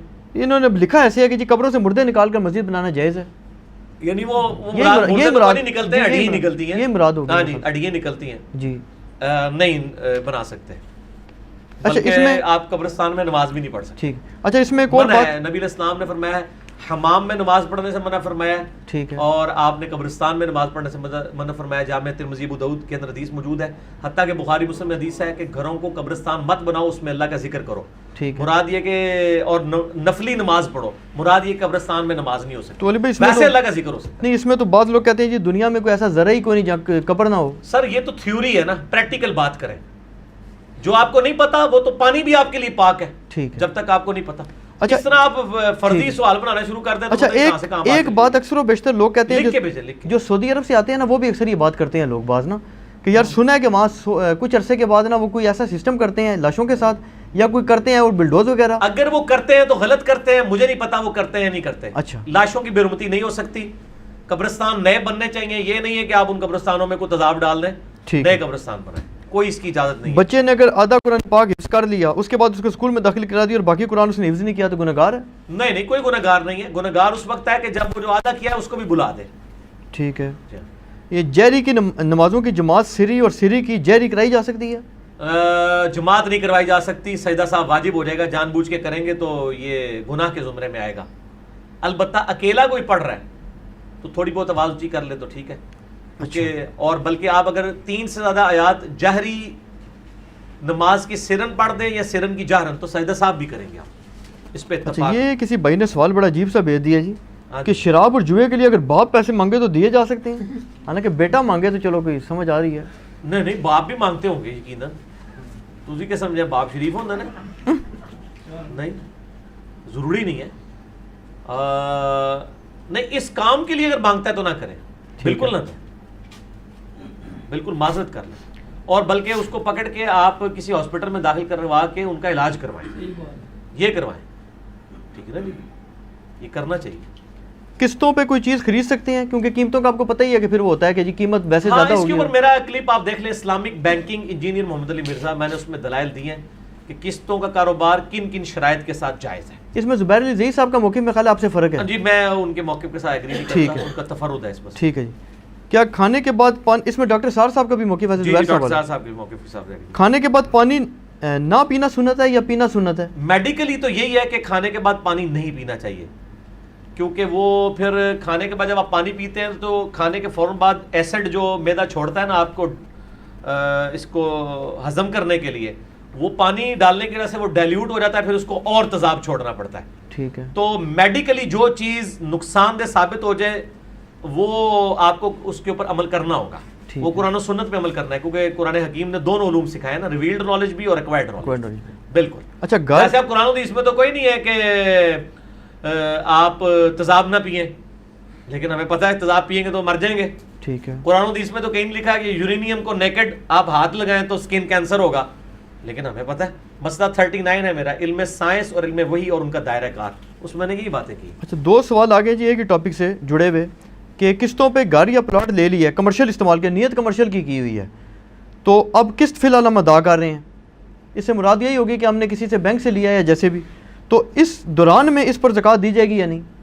نہیں، ابھی تو آپ مکمل مالک نہیں نہ ہوئے، جب تک مکمل مالک نہیں ہوتے تو زکوٰۃ بھی اس صورت میں ہوگی کہ جب آپ نے اس کو، یہ آپ کا مال تجارت ہے، بیچنے کی غرض سے آپ بنا رہے ہیں. اگر آپ اپنے استعمال کے لیے پھر تو کوئی زکوٰۃ نہیں. انہوں نے لکھا تو یہ کمرشل کی نیت کی. زکوٰۃ کے اوپر میرے بھائی مسئلہ 95B زکوٰۃ کے قدیم اور جدید 70 احکام و مسائل. میرا الحمدللہ علی وجہ بصیرت دعویٰ ہے کہ زکوٰۃ کے موضوع پہ نہ کوئی ایسی کتاب آپ کو ملے گی، نہ کوئی تقریر، کہ جس میں، کیونکہ میں نے ایک پورا رمضان میں، لوگ تو رمضان شریف میں اعتکاف بیٹھ کے 10 قرآن ختم کرتے ہیں نا، میں نے پورا رمضان لگا کے زکوٰۃ کا لیکچر تیار کیا تھا، مجھے یاد ہے پورا رمضان چھٹیاں لے کے، اور وہ 95B میں نے ریکارڈ کرایا تھا، 95A اور B وہ آپ دیکھیں، سب کچھ کور کیا. گھر کرائے پر دینا ہے لیکن ابھی کرائے پہ چڑھا نہیں ہے. ہاں جی. تو زکوٰۃ گھر کی مالیت کل پر دے دیں گے یا کرائے پر؟ وہ اگر کرائے کی غرض سے آپ نے رکھا ہوا ہے نا مکان، تو مکان کے اوپر زکوٰۃ نہیں ہوگی، اس کے کرائے پہ زکوٰۃ ہوگی، وہ بھی اگر جڑ جائے. اگر وہ کرایہ آپ ساتھ ساتھ کھا لیں گے تو کوئی زکوٰۃ نہیں ہے، کیونکہ پیسہ رننگ میں آ گیا. ٹھیک ہے. اور زکوٰۃ کے پیسوں سے کسی کو عمرہ کرا دیا جائے تو کیا اس میں کوئی حرج ہے؟ کروانا چاہیے، بالکل، عمرہ بھی کروائیں، لوگوں کے قرض بھی اتاریں، ٹھیک ہے، کوئی حرج نہیں. اچھا بعض حضرات کہتے ہیں جی کہ رسول اللہ صلی اللہ علیہ وسلم نے خواب میں آ کر ہمیں تسبیح یا جھنڈا عنایت فرمایا، اور جب خواب سے اٹھے تو وہی تسبیح جھنڈا وغیرہ ہمارے پاس موجود تھا. اس طرح کی کرامات بالکل جھوٹ بولتے ہیں سر، بالکل جھوٹ بولتے ہیں، ایسا نہیں ہوتا، بالکل جھوٹ بولتے ہیں. نہیں، اس کی کیا دلیل ہے کہ جھوٹ بولتے ہیں؟ دلیل تو وہ دیں گے نا جو کہہ رہے ہیں سچ ہے. سر انہوں نے ابھی تک جتنی چیزیں نکالی ہیں ان کی جھوٹ نکل آئے ہیں، تسی تو یہ دس رہے ہو نا کہ ثابت کرو یہ نہیں ہے، انج تو نہیں ہوتا نا جو کہہ رہا ہے. میں آپ کو بتاؤں، کچھ عرصہ پہلے انہوں نے مصنف عبدالرزاق کے ایک نسخے کا دعویٰ کیا جس میں نور من نور اللہ والی حدیث نکالی بریلوی مکتبہ فکر نے جی، اور کہا جی یہ مصنف عبدالرزاق کا پرانا نسخہ ملا ہے. سر آج کے دور میں ہم بیٹھے ہوئے ہیں، نسخہ جس کاغذ پہ لکھا ہے وہ آج کے دور کا کاغذ ہے، رائٹنگ آج، بھائی گوریاں نے سارے جھوٹ پھاڑ لے جی اللہ تو بندے ہو. کاربن ڈیٹنگ ایک ذریعہ ہے چیزوں کی لائف معلوم کرنے کا، ٹھیک ہے نا جی، اس سے پتہ چل جاتا ہے کون سی چیز کتنی پرانی ہے. ٹھیک ہے، جو چیز آپ کاؤنٹر ویریفائی نہیں کر سکتے، آپ اس کے بارے میں یہ نہیں دعویٰ کر سکتے. شاہ نعمت اللہ ولی کی کہتے ہیں جی انہوں نے یہ پریڈکشن، سر اس طرح نہیں ہوتا. آپ کہیں گے کہ آپ ثابت کریں گے کہ ان کے زمانے میں یہ تھا، اور آپ یہ ثابت کریں گے کہ انہوں نے جو پیشن گوئیاں جس جگہ جس کاغذ پہ لکھی تھی نا اس کی ہم کاربن ڈیٹنگ کروائیں گے، اور واقعی وہ اس زمانے کا کاغذ نکلے اور اس پہ وہ رائٹنگ بھی اس زمانے کی ہو، اور پھر اس کے بعد پورا ہو رہا ہو، ہم آپ کے ساتھ ہیں. لیکن آپ کو پتہ یہ نہیں ہونا، تو پوری ہونے کے بعد لکھی گئی. جیسے قرآن حکیم میں سورہ الروم کے اندر، سورۃ الروم میں پیشن گوئی کی گئی تھی کہ اس وقت تو پرشین امپائر رومن امپائر پہ غالب آئی ہے، لیکن 9 سال کے اندر اندر رومن امپائر دوبارہ پرشین امپائر پہ غالب آ جائے گی. اس پہ حضرت بکر صدیق رضی اللہ عنہ کا بھی آتا ہے، تو وہ غالب آ گئی تھی. میرا ایک یوٹیوب پہ کلپ ہے، why we Muslims do believe محمد صلی اللہ علیہ وآلہ وسلم to be a prophet of God. ان کی پروفیسیز کی وجہ سے نبی علیہ السلام نے جو پیش گوئیاں کی تھی وہ پوری ہوئی ہیں، اور وہ ہم بتا سکتے ہیں. آج ہم کاربن ڈیٹنگ سے حضرت عثمان کے زمانے کے نسخے بتا سکتے ہیں کہ موجود ہے. اچھا ہاں جی، کاربن ڈیٹنگ سے سر. وہ پچھلے دنوں جو وہ قرآن پاک نکلا تھا وہ انگلینڈ کے میوزیم کے اندر کاربن ڈیٹنگ میں حضرت عثمان کے زمانے کا نکلا ہے. تو کاربن ڈیٹنگ کرائیں نا سر، یہ گھوڑا یہ میدان پیش کریں. ٹھیک ہے، اس طریقے سے تو نہیں کہ آپ مستقبل میں آگے دعوے، مطلب آپ 500 سال پہلے کے دعوے کر رہے ہیں اور وہ دعووں کے 100 سال بعد ایک چیز پوری ہوئی ہے، اور اس کے بھی 100 سال بعد ایک کتاب لکھی گئی ہے کہ جی یہ 500 سال پہلے کی کتاب لکھی ہوئی ہے، جو کاؤنٹر ویریفائی نہیں ہوگا. بلکہ میں اس کو اگلی بات کرتا ہوں، جو چیز گورے کی عدالت میں پروف نہیں آپ کر سکتے نا، وہ ہمیں نہ پیش کیا کریں. ہمیں یا کتاب و سنت کی دلیل پیش کریں، اور اگر علمی بات ہم سے کرنی ہے ٹیکنیکل گراؤنڈز پہ تو گورے کی عدالت میں لے کے جائیں. انشاءاللہ پہلی پیشی تھوڑا کلمہ خارج ہو جائے گا. ایک سوال اور ہے جی کہ آپ کہتے ہیں کہ کسی کلمہ گو کی تکفیر نہ کریں، جبکہ حدیث تو کچھ اور بتا رہی ہے کہ 73 فرقے جنمی ہیں، 72 جنمی ہیں اور ایک فرقہ خالی ہے. اور اس میں دوسری بات یہ ہے کہ یہ بھی حدیث ملتی ہے کہ جب ایک مسلمان دوسرے کو کافر کہتا ہے تو ان میں سے ایک کافر ہو جاتا ہے، تو پھر یہ کافر تو کوئی نہ کوئی ہو ہی گیا. پہلی بات تو یہ ہے کہ وہ جو 73 فرقوں والی حدیث میں یہ نہیں لکھا کہ 72 کافر ہیں اور ایک جو ہے مسلمان ہے. دوزخی کہا گیا ہے، وہ تو مسلمان بھی تو دوزخ میں جائیں گے. الٹیمیٹلی جو کلمہ گو ہے وہ عذاب بھگت کے جنت میں چلا جائے گا. 73 فرقوں میں میری آپ کے ساتھ ایک ڈسکشن ہے، لاکھوں لوگوں نے وہ ویڈیو دیکھی ہے. 73 فرقوں والی حدیث 73 ڈیجٹ میں فرقوں والی حدیث یوٹیوب پہ لکھیں، انشاءاللہ ہمارا کلپ ٹاپ پہ آئے گا. اس میں نے ساری ڈسکشن کی ہے. تکفیر تو بہت بڑا حکم ہے، آپ کسی کو اسلام سے باہر نکال رہے ہیں. یہ تو جو نکال رہے ہیں ہم ان سے پوچھتے ہیں نا، یہ ہمیں ان سے پوچھنا چاہیے. ہم تو کسی کو نکال ہی نہیں رہے، اس لیے ہمیں ٹینشن ہی کوئی نہیں ہے. ہم تو کہتے ہیں تکفیر اس کی کریں گے، ایک تو اہل سنت کا آف شوٹ قادیانیت ہے، دوسرا اہل تشیع کا آف شوٹ نصیری ہے. ٹھیک ہے، ان کی بھی تکفیر کرتے ہیں ہم، ان کو مارنے پیٹنے کے قائل نہیں ہیں، علمی طریقے سے ان کے دلائل سے رد کریں گے ان کا. اچھا، ایک بھائی نے کہا جی کہ حدیث میں آتا ہے کہ جس گھر میں کتا ہوگا وہاں فرشتے نہیں آ سکتے، جبکہ غامدی صاحب فرماتے ہیں کہ کتا غیر ضروری باندھ کر رکھنے سے منع کیا گیا تھا کہ اسے تکلیف نہ ہو. حدیث شریف میں آتا ہے اور غامدی صاحب فرماتے ہیں، فرق دیکھا ہے. ہاں جی فرمائیں. تو وہ کہتے ہیں جی کہ ایک طرف مطلب کتا رکھنے کی بھی اجازت ہے اور پھر ساتھ یہ فرشتے نہیں داخل ہو رہی ہے، کیا کنسیپٹ ہے؟ ہاں، کتا اگر حفاظت کی نیت اور شکار کے علاوہ رکھا جائے تو اس پہ وہ والا رول اپلائی ہوتا ہے. اللہ کی شریعت ہے کہ اللہ نے کہا ان دو چیزوں کی وجہ سے جائز ہے، اور اس کے علاوہ اگر کرو گے تو تم پہ وہ والی قدغن لگ جائے گی. ٹھیک ہے. اچھا، اللہ تعالیٰ نے رولز بنا دیے نا. ایک جگہ آپ نے فرمایا تھا کہ گانا سننا حرام نہیں ہے، مگر ایک حدیث میں ہے کہ بخاری میں ہے کہ گانا سیدہ عائشہ سے نبی علیہ السلام فرمایا کہ گانے والی بھی ساتھ بھیجنی، جبکہ ایک حدیث میں آتا ہے کہ میں سازوں کو ختم کرنے اور بانسری کی آواز میں کانوں میں. دو چیزیں کمپیئر کر دی، سوال گندم جواب چنا. بات گانے کی کر رہے ہیں اور آپ بات یہ ساتھ ہی آ گیا نا جی. سر گانے کی بات ہوئی ہے نا. اچھا ہاں، گانے کا میں نے کہا نا، میں نے میوزک کو نہیں کہیں کہا، گانے کی لفظ استعمال. میں آج بھی کہتا ہوں گانا جائز ہے، بخاری میں موجود ہے. رہا میوزک تو اس کے اوپر ظاہر اختلاف ہے، میوزک سے تو بچنا چاہیے، صرف گانے کی بات کریں. میں میوزک کے بغیر جائز ہے سر، ظاہر ہے، میں نے ڈیٹیل بتایا، میرا گانوں کے اوپر کلپ ریکارڈڈ ہے.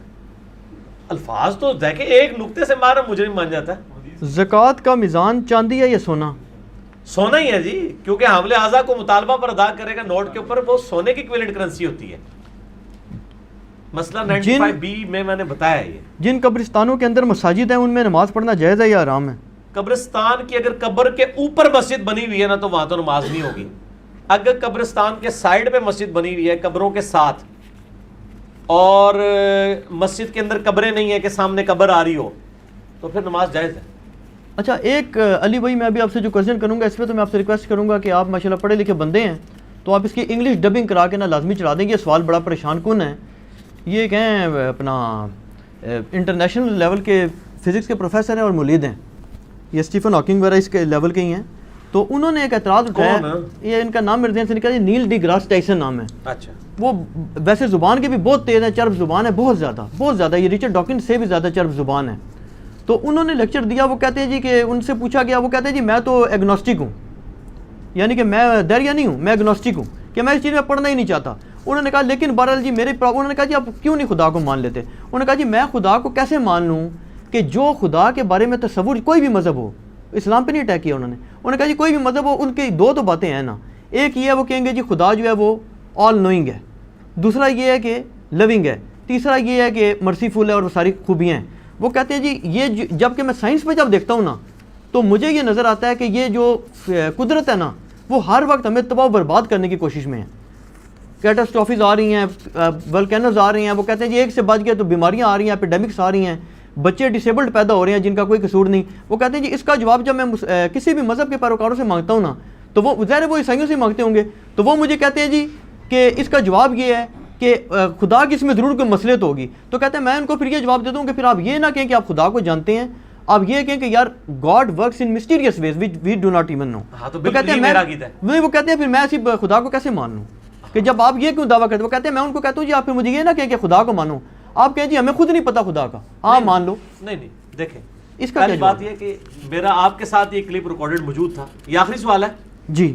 اچھا, نان مسلمس کے کوشچنز اور ایتھیس کے کوشچن انجینئر محمد علی مرزا 40 منٹ کا میرا وہ کلپ آپ کے ساتھ ریکارڈڈ ہے. میں نے اس میں یہ ساری باتیں کی. پہلی بات ہے مسلمانوں کا کہیں دعویٰ نہیں ہے کہ گاڈ از آل لونگ.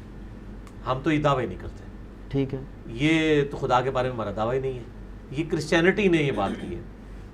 میں اصولی بات کرتا ہوں کہ اگر آپ دنیا کو آخرت کے بغیر سمجھیں گے تو جو ہمارے مخالفین کا مقدمہ ہے وہ مضبوط ہے, اور ہم کسی بات کا جواب نہیں دیتے. جواب کے بغیر ہی کہتے ہیں کہ ان کے اعتراضات بالکل ٹھیک ہے اور ہم ان کے ساتھ ہیں. لیکن ہمارا مقدمہ آخرت کے ساتھ جڑا ہوا ہے. ہم دنیا کو ایک حصہ سمجھتے ہیں, ایک ہول لائف کا ایک پورشن. آخرت کے ساتھ جب اس کو میچ کریں گے تو بالکل فٹ ان ہے کہ اللہ تعالیٰ بغیر آزمائش کے کس طرح کسی کو جانچے, اور اگر بغیر آزمائش کے اپنے علم کی بنیاد پہ جانچ کے پھینک دے تو آپ نے گلا کرنا ہے کہ یا اللہ منو ایک بار موقع تو دینا تکتا میں کہنا نیک سان. اللہ تعالیٰ آپ کو موقع دے رہا ہے, سرکمسٹانسز سے گزار کے آزما رہا ہے. آخرت کے ساتھ دنیا کو سمجھیں گے پھر سمجھ آئے گی آخرت. یہ تو ہود بھائی نے بھی باتیں کی تھی کامدی صاحب کے ساتھ, وہ پڑا ہوا ہے کلپ یوٹیوب کے اوپر. کامدی صاحب نے بڑے انٹلیکچوئل وے میں ان چیزوں کے جواب دیے. کوئی پرانے نئے اعتراضات نہیں ہیں, بہت پرانے اعتراضات ہیں. خدا کو تو چھوڑ دیں, یہ جو بندہ یہ بات کر رہا ہے اس کو کہو کہ کیا تم فزکس کی ساری برانچز کو جانتے ہو, تو وہ کیا دعویٰ کر سکتا ہے ساری برانچز کے ہر چیز کو؟ یہ تو آئنسٹائن بھی نہیں کہہ سکتا. تو کیا اس کی بنیاد پہ اس نے فزکس کے ایز اے علم ہونے کا انکار کر دیا ہے, اس سبجیکٹ کا انکار کر دیا ہے؟ وہ کہے گا سبجیکٹ کو میں مانتا ہوں, میری ایکسپرٹیز اتنی تک ہے. تو جو مخلوقات پہ آپ کی ایکسپرٹیز اتنی تک ہے, جو خالق ہے جس کا اتنا ڈائیورسیفائڈ نالج ہے, اس کی ہر چیز کے بارے میں آپ کو نالج ہونا کیوں ضروری ہے؟ آپ کو تو دنیا میں کئی چیزوں کا نالج نہیں ہے, تو آپ اس کی بنیاد پہ اس پورے علم کا تو انکار نہیں کر رہے, تو خدا کا انکار کیوں کر رہے ہیں لاجیکلی اسپیکنگ؟ تو باقی اللہ اس کا پابند تو نہیں ہے کہ وہ آپ کو اپنے سارے فیصلوں کے بارے میں کرے. آپ اپنے کئی فیصلے اپنی اولاد سے نہیں ڈسکس کر سکتے, آپ اگر باس ہیں تو اپنے سب آرڈینیٹ سے نہیں ڈسکس کر سکتے. تو دنیا میں اللہ تعالیٰ نے اس لیے تو نہیں کہ اس نے اپنے سارے معاملات لوگوں سے ڈسکس ہے, اور اسی چیز کو ایڈریس کرتا ہے. وہ قصہ خضر اور موسیٰ علیہ السلام, وہ بیسیکلی اسی چیز کے اوپر ہے کہ بظاہر جو کچھ ہو رہا ہوتا ہے ہمیں بعض کا کروشل بھی لگ رہا ہوتا ہے کہ ایک بچے کی گردن موڑ گئی, بچہ بچپن میں یتیم ہو گیا.